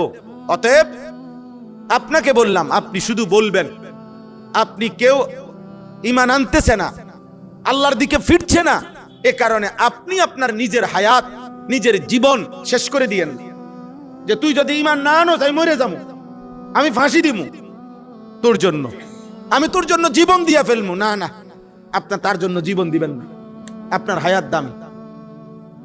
ফালা তাযহাব নাফসুকা আলাইহিম হাসারাত, আফসোসে আফসোসে আপনি তাদের জন্য জীবন দিবেন না, আপনি শুধু মেহনত করবেন, আপনি শুধু মেহনত করবেন, আপনি শুধু মেহনত করবেন। আল্লাহ তাআলা নবীজিকে বলছেন, ফাযাক্কির ইন্নামা আনতা মুযাক্কির লাস্তা আলাইহিম বিমুসাইতির। আল্লাহ বলছে ফাযাক্কির, আপনি আমার কথা উপদেশ, নসিহত বারবার দিতে থাকুন। বাবে তাফঈল, বারবার বুঝায়। এটা একটা আরবি ব্যাকরণের বৈশিষ্ট্য এই শব্দটা। আপনি বারবার বলতে থাকুন। এর শুধু মনে রাখবেন, ইন্নামা আনতা মুদাক্কির, আপনি কেবল উপদেশদাতা। আপনি একবারের জায়গাতে 100 বার বলতে পারবেন, 100 বারের জায়গাতে 1 লক্ষ বার বলতে পারবেন, 1 লক্ষ বারের জায়গাতে 1 কোটি বার বলতে পারবেন। আপনি উপদেশদাতা। লাস্তা আলাইহিম বিমুসাইতির, আপনি তাদের শাসক নন, আপনি তাদের মালিক নন, আপনি তাদের মালিক না, আপনি তাদের শাসক না। আপনি এই কথা বলতে পারেন না, আপনার এই কথা বলার দরকার নাই। যদি ঈমান না আনো, সেজদা না করো, একদম কল্লা ফালাই দেবো, তোরে ফাঁসি দিয়ে দেবো, তোরে 30 বছরের জেল দিয়ে দেবো। আল্লাহ বলে না, আপনি এটা বলবেন না, আপনার আমি এই দায়িত্ব দেন। আপনি মালিক নন। মালিক কে? আপনি উপদেশদাতা। ইন্নামা আনতা মুদাক্কির, আপনি উপদেশদাতা। ফয়সালা কার হাতে? আল্লাহ। ফাদাক্কির ইন নাফাতিদ যিকরা সায়াযাক্কারু মান ইয়াখশা ওয়া ইয়াতাজান্নাবুহাল আশকা। আপনি উপদেশ দেন, যদি মনে করেন কাজে আসবে, দিতে থাকেন। যাকে মন চায় আপনার, যার ব্যাপারেই মন চাচ্ছে আপনার যে বলি তাকে, দেখি না কি হয়, হ্যাঁ দেন। আল্লাহ বলছে দেন। তবে সবে মনে রাখবেন, যার কলিজার ভিতরে আল্লাহর ভয় আছে সে উপদেশ গ্রহণ করবে। আর আল্লাহর কথা থেকে প্রত্যেক আশকা, দুর্ভাগা, বদনসিব, দুর্ভাগা, কপাল পোড়া, মন্দ কপাল প্রতিবারই দূরে সরে যাবে। দূরে সরে আল্লাহ থেকে যে সরে যায় সে আশকা, সেজদা থেকে যে সরে যায় সে আশকা, আল্লাহর গোলামি থেকে যে সরে যায় সে দুর্ভাগা, দুর্ভাগা, দুর্ভাগা, বদনসিব বেটা। আল্লাহ বিনে সফল হয় না, সেজদা বিনে সফল হয় না। গোলামি যার কপালে নাই, সেজদা যার কপালে নাই, আমি তো প্রতিদিন চিৎকার করে এটা বলি, যার কপালে সেজদা নাই, যার কপালে গোলামি নাই, যে অভিভাবক তার সন্তানদেরকে আল্লাহ চিনাইতে পারে নাই, নামাজি বানাইতে পারে নাই, মালিকের কোরআন সে দেখে দেখে পড়াইতে পারে নাই, আপনি আপনার সন্তানের সফলতার কিছুই করতে পারেন নাই। বাতের ব্যবস্থা করছেন, বাতের, বিল্ডিং এর, ওই এই দিন 2 দিন আগে এক ভদ্রলোক, ওনার বাসায় আমি গেছি, বললাম দোতলায় এই রুমে কি একটা রুম আলাদা দেখলাম, এখানে আমি কটা ছাগল পালি। মাশাআল্লাহ, আল্লাহ আমারে দেখাইলো যে দোতলা তো ছাগল পালে। তাইলে মানুষ বিল্ডিং এ ছাগলও পালে, মানুষও থাকে। কাজে বিল্ডিং যদি আশ্চর্য বড় নিয়ামত হইতো, তো বিল্ডিং এ ছাগল পালে কেন? বিল্ডিং এ ছাগল পালে কেন বলেন? বুঝেন? এজন্য আল্লাহ তাআলা বলছে আশকা ওয়া ইয়াতাজান্নাবুহাল আশকা, দুর্ভাগা, বদনসিব আল্লাহ থেকে সরে যাবে, উপদেশ থেকে সরে যাবে। তাহলে বাবা, আমি বলতেছিলাম ইসলাহ এই শব্দটি কোরআনুল কারীমের ব্যবহৃত শব্দ। নবীগণ বলতেন, হে আমার জাতি, দিবানিশি আমি তোমাদের ইসলাহ চাই, সংশোধন চাই, সংশোধন চাই। কোরআনুল কারীমের মধ্যে আল্লাহ তাআলা বলছেন, ইন্নামাল মুমিনুনা ইখওয়া ফাআসলিহু বাইনা আখাওয়াইকুম। বয়ান আমাদের অলিপুরি হযরত করবেন ইনশাআল্লাহ। আমি শুধু এই উদ্বোধনের দিন এই জন্য এই কথাগুলো বলতেছি। তিনি আমরাও ইনশাআল্লাহ হযরতের বয়ান শোনার আশায় আছি। উনি আমাদের মুরব্বী। আমি জিজ্ঞাসা করছি, হযরত কে? হযরত ওয়াজ করেন আজকে কত বছর? কয় প্রায় 52 বছর। আমার বয়স 44 শেষ হইয়া 45 শুরু হইছে, আর অলিপুরি হযরত বয়ান করে 52 বছর, ওয়াজ করে 52 বছর। আল্লাহু আকবার, আল্লাহু আকবার। 52 বছরই উনি সমান জনপ্রিয়, যার জনপ্রিয়তায় কখনোই ভাটা পড়ে নাই। 52 বছরেই উনি ভাইরাল। মোবাইল থাকতেও ভাইরাল, মোবাইলের আগেও ভাইরাল। উনি এক তালে অলিপুরি একজনই। আলহামদুলিল্লাহ, আল্লাহ তাআলা আমাদের হযরতের ছায়াকে আফিয়তের সাথে দীর্ঘায়িত করেন। তো আল্লাহ তাআলা বলেন, ইন্নামাল মুমিনুনা ইখওয়া, মুমিনগণ পরস্পর ভাই ভাই। ফাআসলিহু বাইনা আখাওয়াইকুম, এই যে ফাআসলিহু, তোমরা ভাইয়ে ভাইয়ে ইসলাহ করে নাও, তোমরা নিয়ে এক ভাই আরেক ভাইয়ের ইসলাহ করে দাও, সংশোধন করে দাও। ভাই আপনার নাকে ময়লা, এই যে ঠিক করে দিচ্ছে, মনে করেন ভাই আপনার চোখে কি যেন লাগছে, এই যে এরকম মনে করেন, এরকম যেন আমরা বলি কখনো কথায় কথায়। তো এইটা ইসলামটাও এমন। আল মুমিনু মিরআতুল মুমিন, নবী সাল্লাল্লাহু আলাইহি সাল্লাম বলেন, এক মুমিন আরেক মুমিনের আয়না। আয়নায় যেমন আমার চেহারার ত্রুটি দেখা যায়, আমিও যেন আমার মুমিন ভাইয়ের দিকে তাকাইলা তার প্রতি আমার বেদনা হবে, আহা ভাইয়া কতদিন হয় নামাজ পড়েন না, ভাইয়া মুসলমান এত বড় গালি দেয় কেন, ভাইয়া মুসলমান 365 দিনে একদিনও ফজরের নামাজ পড়ে না, এটা কেমনে হয় ভাই? মুসলমান আজকে প্রতিদিন আপনি ওজনে কম দেন, এটা কেমন কথা আব্বা? মুসলমান কেমনে কথায় কথায় গালি দেন? মুসলমান প্রতিদিন আপনার ঘরে কেমনে রঙিন টেলিভিশন চলে, নাচ গান নর্তকীর ছবি চলে, আপনি কি আপনার বিবির আখিরাত নিয়ে একটু ভাবলেন না? আপনার ছেলে মেয়ের আখিরাত নিয়ে একটু ভাবলেন না? ওদেরকে কিসের ব্যবস্থা করে দিলেন? কি বন্দোবস্ত করে দিলেন? নিজের টাকায় নিজের বিদ্যুৎ বিল, নিজের ডিশের বিল, নিজের ওয়াইফাই বিল সবকিছু দিয়া স্ত্রী সন্তান ছেলে মেয়ের হাতে একটা একটা বড় মোবাইল দিলেন। সারা রাত ও কি দেখে একবারও ভাবলেন না? বুঝেন না আপনি? আপনি চিরা খান, আপনি বুঝেন না? হ্যাঁ, 14 বছরের ছেলেটা সারা রাত মোবাইলে কি দেখে? ক্লাস 8-এর পড়া পড়ে, ক্লাস 8-এর পড়া পড়ে, হ্যাঁ সারা রাত স্কুলের পড়া পড়ে, তা দরজা বন্ধ করলো কেন? মা বাবারে দেখাইতে রাজি না কেন? বলেন না কেন? কিশোরী কন্যা তাইলে 14 বছরের কন্যা আরেক ছেলের সাথে ভাগ্যা গেল কেন? যেদিন ভাগ্যা যায় নাফরমান বাপে ওই দিনও অবুঝ বেউকুফে কয় অবুঝ, হে বুঝে না বলে, সব বোঝে, সব বোঝে। উনি বোঝে, উনি জানে ওনার মেয়ে নষ্ট হয়ে গেছে, উনি জানে ওনার ছেলে নষ্ট হয়ে গেছে, বাপ ধরে মানুষের সামনে, ছোট মানুষ অবুঝ মানুষ। ভাবছি বিষয়টা এত সিরিয়াসলি না। এই কয়দিন আগে এক অভিভাবক কয় যে হুজুর বিশ্বাস করেন মেয়েটা এত সহজ সরল, এখনো আমাদের ওর আব্বু আম্মুর রুম ছাড়া আলাদা রুমে ঘুমায় না। হুজুর এই এরকম মেয়ে কেমনে চলে গেল ওই ছেলেটার সাথে? উনি আমারে জিগায়, আমি কইতাম ওনার মাইয়া কেমনে গেছে, আমি বলতাম এটা আমার দায়িত্ব, বুঝেন না? আমরা হুজুরের দায়িত্ব, এটা আমার দায়িত্ব হলো ওনার মাইয়া আগে কেমনে আমি বুঝাই দিতাম না। আমি বুঝাই দিতাম, আমি বললাম যে প্রথমে হয়তো ঘর থেকে বের হইছে, পরে একটা অটোতে উঠছে, ওটার পরে কিছু দূর যাওয়ার পরে হয়তো ওই ছেলের সাথে হইছে, এবার সে কি দিয়া নিছে এটা তার আমিও জানছি না, জানলে আমিও জানাবো। আমি এর দূর ধারণা করলাম আর, বুঝেন নাই কথা? খামখেয়ালি, খামখেয়ালি। আল্লাহ তাআলা বলছেন একে অপরের ইসলাহ করে দাও। কোরআনুল কারীমে আল্লাহ বলছে ফাত্তাকুল্লাহ ওয়া আসলিহু যাতা বাইনিকুম, তোমরা আল্লাহকে ভয় করো আর নিজেদের মধ্যে কি করো? ইসলাহ। এই যে শব্দ, এটা ওয়া ইন তাইফাতান মিনাল মুমিনিনা ইখতাতালু ফাআসলিহু বাইনাহুমা, আল্লাহ বলেন মুমিনের দুইটা দল যদি পরস্পর মারামারিও লাগে ফাআসলিহু বাইনাহুমা, তোমরা উভয় দলের মাঝে ইসলাহ করে দাও। এই যে ইসলাহ, অনেক শব্দ এটা কোরআনে আছে। লা খায়রা ফি কাসীরিন মিন নাজওয়াহুম ইল্লা মান আমারা বিসাদাকাতিন আও মা'রুফিন আও ইসলাহিন বাইনান নাস, আল্লাহ বলেন তোমাদের যাবতীয় কথার মধ্যে অধিকাংশ কথাতেই কল্যাণ নাই, 3টি কথার মধ্যে কল্যাণ আছে। এক, যে কাউকে অন্যকে সাদাকা করতে বলে ওই কথার মধ্যে কল্যাণ আছে। যে কাউকে নেক কাজের যে কোনো কথা বলে ওই কথার মধ্যে কল্যাণ আছে। যে পরস্পরের মাঝে ইসলাহ করে দেয় ওই কথার মধ্যে কল্যাণ আছে। ইসলাহর সব কথার মধ্যে কি আছে?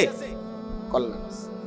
কোরআনুল কারীমের মধ্যে আছে, আল্লাহ তাআলা বলেন বান্দা ঈমানদার তুমি আমারে 2টা শর্ত দাও, আমার 2টা কথা আদায় করো, পূরণ করো, মেনে নাও, আমি আল্লাহ ওয়াদা দিলাম আমি নিজে তোমার ইসলাহ করে দেব।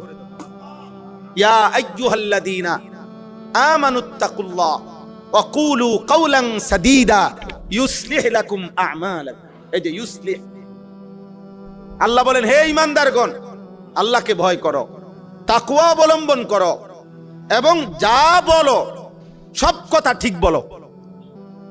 আল্লাহ বলেন, হে ঈমানদারগণ, আল্লাহকে কথা ঠিক বলো, মানে তুমি সিদ্ধান্ত নাও, আমি প্রত্যেক কথাই সঠিক বলবো, বাড়াবো না কমাবো না, কিন্তু সঠিক কথা বলবো, সত্য বলবো, সঠিক লিগ্যাল কথাটাই আমি বলবো।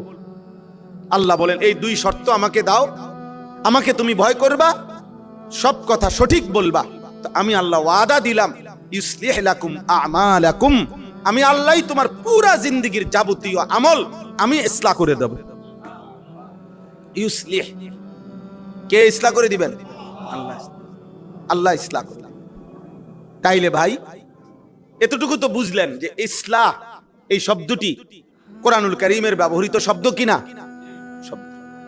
আমাদের আপনাদের কাছে আমাদের, আপনাদের আমাদের কাছে আপনাদের, আমাদের পরস্পরের কাছে পরস্পরের এটা ইমানি তাকাজা, দ্বীনি চাহিদা যে আপনি আমার সংশোধন করে দিবেন, আমি আপনার সংশোধন করব। আপনি আমার ইসলার ফিকির করবেন, আমি আপনার ইসলার ফিকির করব। আপনার আখিরাত যেন সুন্দর হয়, আপনি ভাববেন আমার আখিরাত যেন সুন্দর হয়।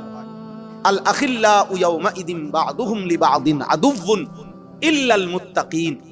আল্লাহ বলে, দুনিয়ার যেই কোনো সূত্রে দুইজনের বন্ধুত্ব, দুনিয়াবি যত বিষয়ে যত বন্ধুত্ব আছে, সম্পর্ক, কিয়ামতের দিন এই সকল বন্ধুত্ব একে অপরের শত্রু হয়ে যাবে। ইল্লাল মুত্তাকিন, একমাত্র তাকওয়ার বন্ধুত্ব, একে অপরকে গুনাহ থেকে বাঁচাইতো, একে অপরকে নেক কাজে উৎসাহিত করত, একে অপরকে আল্লাহ ভীতির কারণে বন্ধুত্ব ছিল, তাকওয়ার ক্ষেত্রে বন্ধুত্ব। এই বন্ধুত্ব আল্লাহ বলেন কোরআনে, কিয়ামতের দিন একে অপরের এই বন্ধুরা বন্ধুই থাকবে, শত্রু হবে না। ইল্লাল মুত্তাকিন। ইয়া ইবাদি লা খাউফুন আলাইকুমুল ইয়াউমা ওয়ালা আনতুম তাহজানুন। এই বন্ধুদেরকে আল্লাহ একসাথে ডাক দিয়া বলবে, হে নেক কাজের বন্ধুরা, হে তাকওয়ার বন্ধুরা, হে ওই বন্ধুরা যারা এক বন্ধু অপর বন্ধুকে গুনাহ থেকে বাঁচাইতা, এক সঙ্গী আরেক সঙ্গীকে নেক কাজে উৎসাহিত করতা, আজ এই হাসরের ময়দানে লা খাউফুন আলাইকুমুল ইয়াউম, তোমাদের কোনো ভয় নাই, ওয়ালা আনতুম তাহজানুন, কোনো চিন্তাও নাই, আল্লাহ বলে দিবেন। এরপরে আল্লাহ বলবেন, পরের আয়াত কি আশ্চর্য আয়াত, আল্লাহ বলবেন, উদখুলুল জান্নাতা আনতুম ওয়া আজওয়াজুকুম তুহবারুন। সুবহানাল্লাহ। আল্লাহ তাআলা বলবেন, হে আমার নেক কাজের বন্ধুরা, ঈমান আমলের বন্ধুরা, তাকওয়ার বন্ধুরা, যে বন্ধুরা বন্ধুকে গুনাহ থেকে ফিরাইতা, আল্লাহর দিকে ডাকতা, নেক কাজে উৎসাহিত করতা, আমি আল্লাহ ঘোষণা দিলাম, তোমরা প্রত্যেকেই তোমাদের সেই বন্ধুদেরকে সাথে নিয়ে হাত ধরাধরি করে, হাসতে হাসতে, গলাগলি করে, খুশি খুশি জান্নাতে ঢোকো। উদখুলুল জান্নাহ, ঢোকো ঢোকো ঢোকো। ঢুকলে আল্লাহ বলছে ঢুকবা না তুমি, তোমার কাছে ঢুকতা, ঢোকো, দস্তরে নিয়ে ঢোকো, তোমার দস্তরে নিয়ে ঢোকো। তো ঢুকলে ইউতাফু আলাইহিম বিসিহাফিন মিন যাহাবিন ওয়া আকওয়াবিন মিন ফিদ্দা, দেখবা তোমার সামনে, তোমাকে দোনো দোস্তের সামনে দেখবা স্বর্ণের, রৌপ্যের থালা, প্লেট, গ্লাস, এগুলা ঘুরবে, এগুলা ঘুরবে। তো খালি প্লেট ঘুরলে কি লাভ হবে? আল্লাহ তাআলা বলেন, কেন খালি প্লেট তো ঘুরবে, তুমিও অর্ডার দিবা। ওয়ালাকুম ফিহা মা তাশতাহিহিল আনফুসু ওয়া তালাযযুল আ'য়ুন, তোমার মনে যা চাইবে, যা যত সুন্দর দেখলে তোমার চোখ ঠান্ডা হবে, হৃদয় ঠান্ডা হবে, তুমি বলো, এক্ষুনি প্লেটে তা রেডি হয়ে আসবে। আল্লাহ আমাদেরকে এমন বন্ধু মিলায়া দেন। স্ত্রীও এই বন্ধুর তাফসিরে আছে, যার যার নেক কাজের সহযোগিতাকারী স্ত্রী, বিবি, সেও এর অন্তর্ভুক্ত, সেও এর অন্তর্ভুক্ত। স্ত্রীও এক মানুষের লম্বা সঙ্গী, বন্ধু, জীবনের লম্বা সময়ের বন্ধু, লম্বা সময়ের সঙ্গী, সঙ্গী। এজন্য নবী সাল্লাল্লাহু আলাইহি সাল্লাম বলেন, রাহিমাল্লাহু রাজুলান আইকাদা যাওজাহা, আল্লাহ ওই স্বামীর উপরে রহমত নাজিল করে যে তার স্ত্রীকে ফজরের নামাজের জন্য, আলাইহিস সালাম বলেন, রাহিমাল্লাহু রাজুলান আইকাদা যাওজাহা, আল্লাহ ওই স্বামীর উপরে রহমত নাজিল করে যে তার স্ত্রীকে ফজরের নামাজের জন্য জাগিয়ে দেয়। ফাইন আবাত নাদাহা ফি ওয়াজহিহাল মা, যদি স্ত্রী উঠতে না চায় তো স্ত্রীর চোখে মুখে পানির ছিটা দিয়ে দেয়। এরপরেই নবী বলেন, হাদিস শেষ হয় নাই, ওয়া রাহিমাল্লাহু ইমরাআতান আই কাযাত যাওজাহা, আল্লাহ তাআলা ওই স্ত্রীর উপরে রহমত নাজিল করে যে তার স্বামীকে ফজরের জন্য জাগিয়ে দেয়। ফা ইন আবা নাদাহাত ফি ওয়াজহিহিল মা, যদি স্বামী উঠতে কি করে, অস্বীকার করে বা উঠতে চাচ্ছে না, তো এবার স্ত্রী তার চোখে মুখে পানির ছিটা দিয়ে দেয়। কালকে তুমি আমারে পানি দিছো না, আজকে বালতি দিয়ে পানি দিও, ওঠো ওঠো। তো এই ভালোবাসা, এ সময় যদি কুদুর রাগও করে স্বামী, এই না ওঠো, পানি দিছে যাই দিছে, আগে ওঠো ওঠো। আল্লাহ নবী সাল্লাল্লাহু আলাইহি সাল্লাম বলেন, এমন স্বামী স্ত্রী উভয়ের উপরে আল্লাহ তাআলা রহমত নাজিল করে, রহমত নাজিল। এরা বন্ধু, এরা সঙ্গী, যে সঙ্গী একজন আরেকজনের নেক কাজের কি সঙ্গী। তাহলে এই ইসলাহি মজলিসের মূল ফিকির, আমরা আপনাদের কল্যাণকামী, আপনারা আমাদের কল্যাণকামী। কি বলেন? এই কল্যাণকামী তার দাবি নিয়ে এই মজলিস, এই মজলিস। আপনি আমার দিকে খেয়াল রাখবেন, আমি আপনার দিকে খেয়াল রাখব, আমি আপনার দিকে খেয়াল রাখব, মিলেমিশে জান্নাতি হব ইনশাআল্লাহ। আল্লাহ কবুল করে নেন, আল্লাহ কবুল করে নেন। এবার আসেন 3 নম্বর কথা। কোরআনুল কারীমের মধ্যে আল্লাহ তাআলা মোট 4টি আয়াতের মধ্যে আমাদের প্রিয় নবী সাল্লাল্লাহু আলাইহি ওয়াসাল্লামের ব্যাপারে 3টি আয়াতে আল্লাহ নিজের থেকে উল্লেখ করছেন, একটি আয়াতে ইব্রাহিম আলাইহিস সালামের দোয়া হিসাবে উল্লেখ করছেন। এই মোট 4টি আয়াত। এই 4টি আয়াতে আল্লাহ তাআলা আমাদের প্রিয় নবী সাল্লাল্লাহু আলাইহি সাল্লামকে এই পৃথিবীতে কেন পাঠানো হলো, আল্লাহ কেন পাঠাইলেন, এই কথাটা উল্লেখ করছে। এর মধ্যে 3টা আল্লাহ তাআলা নিজের থেকে বর্ণনা করছে যে আমি রাসূল কেন পাঠাইলাম, আর একটা ইব্রাহিম আলাইহিস সালামের দোয়া হিসাবে উল্লেখ করছে। তো ইব্রাহিম আলাইহিস সালামের দোয়ার মধ্যে তিনি যা বলছেন, আল্লাহ তাআলা নিজের বর্ণনার মধ্যে তাই বলছেন। এজন্য 4টা বর্ণনা একই, 4টা আয়াত। আল্লাহ তাআলা বলেন, কামা আরসালনা ফীকুম রাসূলান, যেমন তোমাদের মাঝে প্রেরণ করা হলো, রাসূল বানানো হলো তোমাদেরই মাঝ থেকে, মানুষ সম্প্রদায়ের থেকে। ইয়াতলু আলাইকুম আয়াতিনা, যিনি কি কাজ নিয়ে আসছেন আমার রাসূল? 1 নাম্বার, যিনি তোমাদের নিকট আমার কোরআন, আমার এই আয়াত তেলাওয়াত করবেন। 1 নাম্বার, তোমাদেরকে আমার কোরআনের বিশুদ্ধ তেলাওয়াত শিখাবেন। এটা হলো আমার রাসূল প্রেরণের প্রথম উদ্দেশ্য। রাসূল প্রেরণের কি প্রথম। 2 নাম্বার, ওয়ায়ুযাক্কিকুম, তিনি তোমাদের তাজকিয়া করবেন। কি করবেন? এই শব্দ এটা বলতে হবে, কোন কি করবেন? তাজকিয়া, তাজকিয়া, তাজকিয়া। তিনি তোমাদের তাজকিয়া করাবেন, তিনি তোমাদের আত্মিক পবিত্রতা করাবেন, তিনি তোমাদের অন্তরাত্মা পবিত্র করাবেন, তিনি তোমাদের অন্তরাত্মা থেকে, অন্তরের চাহিদা থেকে গুনার চাহিদা সরাইয়া নেক কাজের চাহিদা তৈরি করে দিয়ে অন্তরাত্মা আলোকিত করে দিবেন। এটা তার দায়িত্ব, এটা তার দায়িত্ব।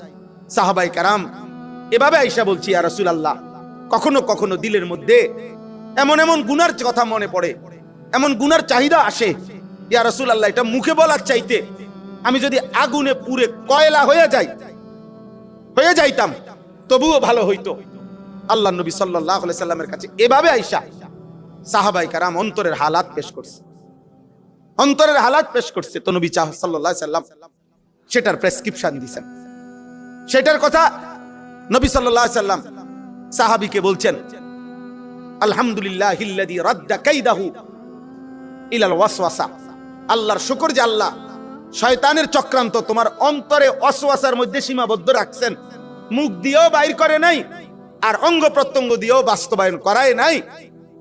তুমি ওয়াসওয়াসা দিয়া সে সরে গেছে, তুমি তারে সরাই দিতে পারছো, এর বেশি বাড়াও নাই। আল্লাহ শুকর, আল্লাহ তোমারে মাফ করে দিবে। তো এই অন্তরাত্মা পবিত্র করা, দিল পরিষ্কার করা, তাজকিয়া, এটা নবী সাল্লাল্লাহু আলাইহি সাল্লামের দ্বিতীয় জিম্মাদারি। 3 নাম্বার, ওয়ায়ুআল্লিমুকুমুল কিতাবা ওয়াল হিকমা, তিনি তোমাদেরকে কোরআন এবং সুন্নাহর তালিম দেবেন। মানে কোরআন সুন্নাহর আলোকে একেবারে পুরো জীবন, এক কথায়, সময় কমের জন্য আমি সংক্ষেপ করতেছি, এক কথায় পূর্ণ জীবন ঠিক করবেন। অর্থাৎ হারাকাত সাকানাত, সহজ হলো তোমার জীবনের প্রতিটা নড়াচড়া, তোমার জীবনের প্রতিটা স্থিরতা, ঘরে কিংবা বাইরে সর্বত্র তিনি কোরআন এবং সুন্নাহর আলোকে সাজিয়ে দেবেন। এই তিনটা, এই কথাইটা আল্লাহ তাআলা সূরা বাকারার 151 নম্বর আয়াত, এই এখন যেটা পড়লাম, সেম হুবহু আল্লাহ তাআলা এই কথাটা বলছেন সূরা আলে ইমরানের 164 নম্বর আয়াত। একই কথা হুবহু আল্লাহ তাআলা এই কথাটা বলছেন সূরা জুমআ, কোরআনের একটা সূরা জুমআ, আমরা যে জুমার নামাজ পড়ি জুমা, ওটার 2 নম্বর আয়াত। হুবহু এই কথাটা আল্লাহ তাআলা উল্লেখ করেছেন ইব্রাহিম আলাইহিস সালামের দোয়া হিসাবে, রব্বানা ওয়াবাস ফীহিম রাসূলাম মিনহুম ইয়াতলু আলাইহিম আয়াতিকা ওয়া ইউআল্লিমুহুমুল কিতাবা ওয়াল হিকমা ওয়া ইউযাক্কিহিম ইন্নাকা আনতাল আজিজুল হাকীম। সূরা বাকারার 127 129 নম্বর আয়াতের মধ্যে এই চারটা, সূরা বাকারায় 2 বার, সূরা আলে ইমরানে 1 বার, সূরা জুমায় 1 বার। এই 4টি আয়াতের মধ্যে নবী সাল্লাল্লাহু আলাইহি সাল্লামের জিম্মাদারি কি পৃথিবীতে বলতে গিয়ে 3টি কথা আল্লাহ বলছেন। 1, কোরআনুল কারীমের বিশুদ্ধ তেলাওয়াত। 2, তাজকিয়া। দ্বিতীয়টা কি বলেন? তাজকিয়া। 3, তালিমুল কিতাবে ওয়াস সুন্নাহ, কোরআন সুন্নাহর আলোকে জীবন গঠন, কোরআন সুন্নাহর তালিম, পুরা জিন্দেগি গড়ে দেওয়া। তাহলে এই 3টার দ্বিতীয়টা তাজকিয়া, এটা নবীজির পৃথক মুস্তাকিল স্বতন্ত্র একটি জিম্মাদারি। কোরআনুল কারীমের তেলাওয়াত শিখানো, এটা যেমন নবীর একটা জিম্মাদারি ছিল, কোরআন সুন্নাহর আলোকে ওযু, গোসল, নামাজ, রোজা, হজ, যাকাত, জিকির, তেলাওয়াত, দান, সাদাকা, পাক নাফাক, হালাল হারাম, জায়েজ না জায়েজ, ঘর সংসার, রাত দিন, ব্যক্তি স্ত্রী, ছেলে মেয়ে, বাজার ব্যবসা, আয় উপার্জন, লেনদেন, আহার নিদ্রা, পেশাব পায়খানা, জীবনের সবকিছু সবকিছু এটা শিখিয়ে দেওয়া, বলে দেওয়া, এটা সুন্নাত বুঝায় দেওয়া, তরিকা বুঝায় দেওয়া। এটা যেমন নবীজির দায়িত্ব ছিল, মাঝখানে এটাও দায়িত্ব ছিল তাজকিয়াতুন নুফুস, অন্তরাত্মা পবিত্র করা, মানে অন্তরটাকে এরকম বানানো যেন এটার দিলের অবস্থাটা ধীরে ধীরে এমন হয় যে এই দিল শুধু নেক কাজের কল্পনাই করে, এই দিল গুনাহ আল্লাহর নাফরমানিকে এমন ঘৃণা করে, এমন অপছন্দ করে, একজন জীবিত মানুষ জ্বলন্ত আগুনের মধ্যে পড়তে যেমন ঘৃণা করে, অপছন্দ। মান কারিহা আন ইয়াউদা ফিল কুফর কামা ইয়াকরাহু আন ইউকযাফা ফিন নার। নবী সাল্লাল্লাহু আলাইহি সাল্লাম এটা বলছেন, ঈমানের স্বাদ পেল, ঈমানের মজা পেল ওই ব্যক্তি 3টা গুণের মধ্যে একটা, যে ব্যক্তি ঈমানদার হওয়ার পরে কুফরি করা, আল্লাহর নাফরমানি করা এমন অপছন্দ, যার এমন কষ্ট পায় সে আল্লাহর একটি নাফরমানি করলে, একটি নাফরমানি। নবীজি বলেন কোন ব্যক্তি জীবিত মানুষ যেরকম জ্বলন্ত আগুনের মধ্যে পড়া অপছন্দ করে, আল্লাহর নাফরমানি এমন অপছন্দ করে, এরকম একটা জিন্দেগি যার গড়ে উঠছে, যে জীবনে অন্তরে আল্লাহর নাফরমানি করাটার প্রতি প্রচন্ড ঘৃণা এবং প্রচন্ড বিরত থাকার চেষ্টা, আর নেক কাজের প্রতি তার প্রচন্ড আগ্রহ, এভাবে দিলটাকে তৈরি করা।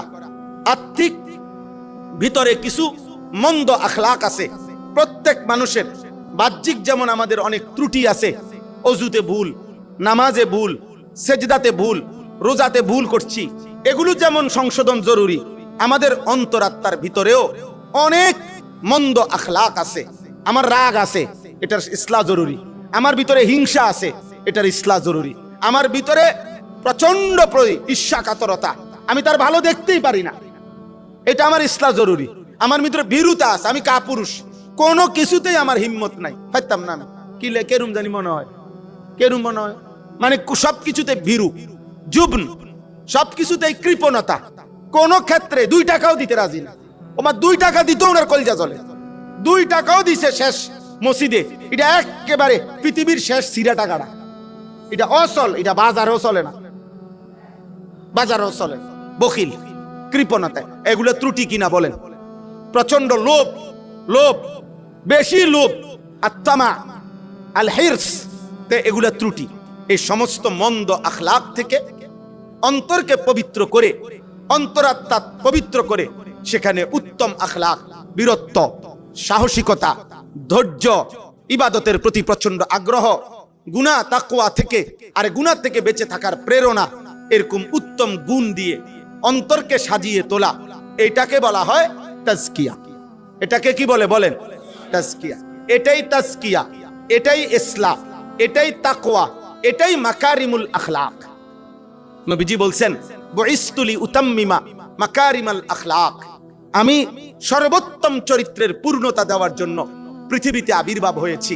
এই মাকারিমুল আখলাক, সর্বোত্তম আখলাক, এটা বলতে যা বুঝায়, তাকওয়া বলতে তাই বুঝায়। তাকওয়া, তাজকিয়া বলতে তাই বুঝায়। এখানে এই কিতাবের মধ্যে অনেক সুন্দর করে উনি লিখছেন আল্লাহ তাআলা যত নবী পাঠিয়েছেন প্রত্যেক নবী এই তাজকিয়ার জন্য মেহনত করছেন। তাজকিয়া মানে গুনাহ থেকে বাঁচার হিম্মত, তাজকিয়া মানে নেক কাজের প্রতি প্রচন্ড আগ্রহ, তাজকিয়া মানে গুনাহ থেকে অন্তরের চাহিদাকে কমানো, নেক কাজের প্রতি অন্তরের চাহিদাকে বাড়ানো। তাজকিয়া মানে মন্দ আখলাক থেকে অন্তরকে মুক্ত করা, উত্তম আখলাক দ্বারা অন্তরকে সাজিয়ে তোলা। আর তাকওয়ার অর্থ এটাই, তারকুল মুনকারাত ফি'লুল খায়রাত। তাকওয়া মানে কোরআনে আল্লাহ যতবার বলছে অর্থ কি? গুনাহ ছেড়ে দেওয়া, আল্লাহর আদেশ পালন করা। উত্তম আখলাক মানে কি? মন্দ আখলাক দূর করা, উত্তম আখলাক অর্জন করা। তো এই জন্য লিখছে তাকওয়া, তাজকিয়া এবং মাকারিমুল আখলাক, ওয়া ইন্নাকা লাআলা খুলুকিন আযীম। এসব একই কথা, সব একই কথা। আর এটা রাসূলুল্লাহ সাল্লাল্লাহু আলাইহি সাল্লামের একটা মিশন, একটা জিম্মাদারি এবং নবীজির একটা মেহনত, নবীজির একটা মেহনত। যেন এই মেহনতটাই যুগ যুগ ধরে ওলামায়ে হাক্কানি রব্বানিরা করে আসতেছেন। এখানে উনি লিখছেন শুধু নির্দিষ্ট কিছু প্রোগ্রাম, নির্দিষ্ট কিছু আন্দোলন, নির্দিষ্ট কিছু মিটিং, নির্দিষ্ট কিছু স্লোগান, নির্দিষ্ট কিছু বৈশ্বিক দুনিয়ার প্রস্তুতি, এটা নিয়ে মানুষের আখিরাতের মুক্তি আপনি সবার এনে দিবেন, এটা হবে না। প্রত্যেক মানুষকে ঈমানে, আমলে, আখলাকে, তাকওয়াতে, তাহারাতে তার জীবন আপনি সাজিয়ে দেবেন। এর জন্য দিবানিশি মেহনত করবেন। এটা বাধ্যতামূলক জরুরি, বাধ্যতামূলক জরুরি, বাধ্যতামূলক জরুরি। সময়ের ব্যবধানে আইসা কিছু এই ফেসবুক আর ইউটিউব অথবা কিছু অতি আধুনিক মানুষের খপ্পরে পড়ে ইদানিং কালের প্রজন্ম মনে করে আউলিয়া কি, পীর মাশায়েখ কি, খানকা কি, তাজকিয়া কি, তাসাউফ কি, আওয়াবিন আবার কি, তাসবিহ আবার কি, আধ্যাত্মিক মেহনত আবার কি। কারণ তুমি মনে করছো বাহ্যিক এই চাকচিক্য, বাহ্যিক এই রং ঢং, এটাকেই মনে করেছো দিন। না, খোদার কসম, আল্লাহ তাআলা রাসূলুল্লাহ সাল্লাল্লাহু আলাইহি সাল্লামকে আলাদা আলাদা জিম্মাদারি দিবেন। কোরআনুল কারীমের তেলাওয়াত শিখাইতে আলাদা দায়িত্ব দিবেন, অন্তরাত্মা পবিত্র করাবার তাজকিয়া আলাদা দায়িত্ব দিবেন, কোরআন সুন্নাহর মতে পুরা জিন্দেগি গড়া এটা আলাদা দায়িত্ব দিবেন। তাহলে কোরআন সুন্নাহর সমাজ প্রতিষ্ঠিত করবেন, অথচ যিনি প্রতিষ্ঠিত করবেন, আমার এই চোখে দেখছি গত 10 বছর ধরে যিনি আল্লাহর জমিনে আল্লাহর দ্বীন কায়েমের রাত দিন চেষ্টা করে, দুর্ভাগ্যক্রমে এই গত 10 দিন আগে আমি উনার পিছনে ভুল ক্রমে মাগরিবের নামাজ পড়ছি। উনি আগে দাঁড়াইয়া গেছে, আমি পরে ওযু করে ঢুকছি। আমি উনারে দেখেই চিনছি, আল্লাহর দ্বীন প্রতিষ্ঠার সংগ্রামী উনি, বিশাল বড় মানুষ। আল্লাহর আশ্চর্য কুদরত। দুর্ভাগ্য আমার যে আমি মাগরিবের নামাজের সালাম ফিরাইয়া আমাকে আবার 3 রাকাত নামাজ দোহরাইতে হইছে। উনার তাব্বাত ইয়াদা, উনি তাব্বাত ইয়াদা পড়ছে। তাব্বাত ইয়াদা পড়ার ছুটে আমার মনে হয় আবু লাহাবও হাসবো যে আরে তুই আমারে কিতা গলিলা। আবু লাহাবও যদি শুনতো ওই হাসতো। কোরআন এত অশুদ্ধ, কোরআন এত অশুদ্ধ। আমি সবাইরে বলি না, আমি যারে দেখছি আমি তারে বলছি। আমার ড্রাইভার আছে সাক্ষী, আমার খাদেম আছে, আমরা 3 জনই মাগরিবের নামাজ আবার পড়ছি। প্রথমেই পড়ছি কেন? ফেসে পড়ছি ওযু যখন করছি। এমন কিছু গুরুত্বপূর্ণ মুসল্লি আমারে দেখছে, ওযু করতে আসি। এখন আমি যদি এন থেকে যাইগা, এরা তো আমার টোহাইব নামাজ সালাম ফিরে যে হুজুর কই গেল। একেবারেই নিরুপায় হয়ে গেছি। ড্রাইভার আগে নিয়ত বাইন্ধা লাইছে, আমি কোন দিকে যাবো, গাড়ি নিয়ে যাবো কোন দিকে। যাই হোক, কোরআনুল কারীমের বিশুদ্ধ তেলাওয়াত এটা যেমন জরুরি, কোরআন সুন্নাহর সকল জায়গায় আল্লাহর দ্বীন কায়েম এটাও জরুরি। ঠিক তেমনি ভাবে আর্থিক মেহনত এটাও জরুরি। এটাও জরুরি কিনা বলেন?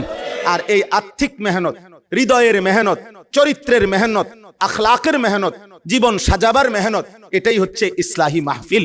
বলেন আলহামদুলিল্লাহ। অতএব আরো 1000টা কাজ হবে, আরো 1000টা কাজ দরকার, আরো অনেক কিছুই দরকার, সব দরকার, আমি মানি সব দরকার। কিন্তু আপনি এই কথা বলার অধিকার নাই যে এখনো এই তসবিহ নিয়ে বইয়ে থাকলে হইতো না। এমন দুর্ভাগ্য, পাগড়ি মাথায় দিতেছে আল্লাহর বান্দা কাতারে দাঁড়াইয়া, আর এই দিন প্রতিষ্ঠার কর্মী সরাসরি বলছে এসব তেনা ফেসাইবার টাইম এখন আর নাই,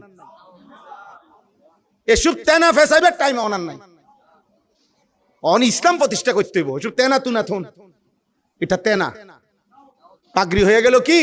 অথচ যেদিন আল্লাহর নবী মক্কা বিজয় করেছে 10,000 সাহাবী নিয়ে কাবা ঘরের সীমানায় নবী মক্কা বিজয়ের দিন, সেদিন বলেন শাহজালাল ভাই, বুখারীর হাদিস কি না এটা? বুখারীর ইবারত, নবী সাল্লাল্লাহু আলাইহি সাল্লামের পবিত্র মাথা মোবারকে তখন পাগড়ি মাথায় ছিল, নবীজির মাথায় তখন পাগড়ি ছিল। আমি পড়ি নাই এখন, এটা আমার দুর্বলতা, কিন্তু বিদ্রুপ করা এটা তো কুফরি। দ্বীনের কোন বিষয়কে আপনি জিজ্ঞাসা করেন এখানে ওলামায়ে কেরাম, যার মাহফিল উনি আসতেছেন, বলেন আলহামদুলিল্লাহ।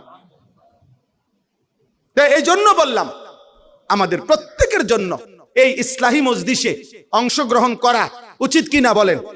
আমরা ইনশাআল্লাহ মাদ্রাসায়ে আশরাফিয়া দারুল উলুম কুমিল্লা, এই মাদ্রাসার শুরুতে আমি যা বলার বলছি, এখনো শেষবারের মতো বলছি, আমগরে দাওয়াত দেখ বা না দেখ, এলাকার হুজুর যেদ্দুর দাওয়াত দে দূর না দিলেও ইনশাআল্লাহ নিজ গরজে আমরা প্রতি মাসের প্রথম শনিবার আন্তরিকভাবে আমরা চেষ্টা করব আমাদের এই ইসলাহি মজলিসটা ধারাবাহিক করবার জন্য ইনশাআল্লাহ। বলেন ইনশাআল্লাহ, বলেন ইনশাআল্লাহ। আজকের থেকে আমরা কাছাকাছি যারা আছেন, এক ভাই আরেক ভাইকে দাওয়াত দিবেন, অংশগ্রহণ করার জন্য বলবেন, এবং এটা তো ঈমানের দাবি বললাম, এক ভাই আরেক ভাইয়ের ইসলাহ করবে। অতএব ইসলাহি মাহফিলে আপনি আরেকজনকে ডাকবেন, উনার কিছুটা সংশোধন হবে, আমার সংশোধন হবে, আপনার হবে, এটা আমাদের ফায়দায় আনবে। আল্লাহ তাআলা আমাদের এই ইসলাহি মাহফিল কবুল করেন, কায়েম করেন, দায়েম করেন। এই মাদ্রাসার যাবতীয় জরুরত আল্লাহ তার গায়েবের খাজানা থেকে পূরণ করে দেন, আমিন। সুবহানাল্লাহি ওয়া বিহামদিহি, সুবহানাকাল্লাহুম্মা ওয়া বিহামদিকা, আশহাদু আল্লা।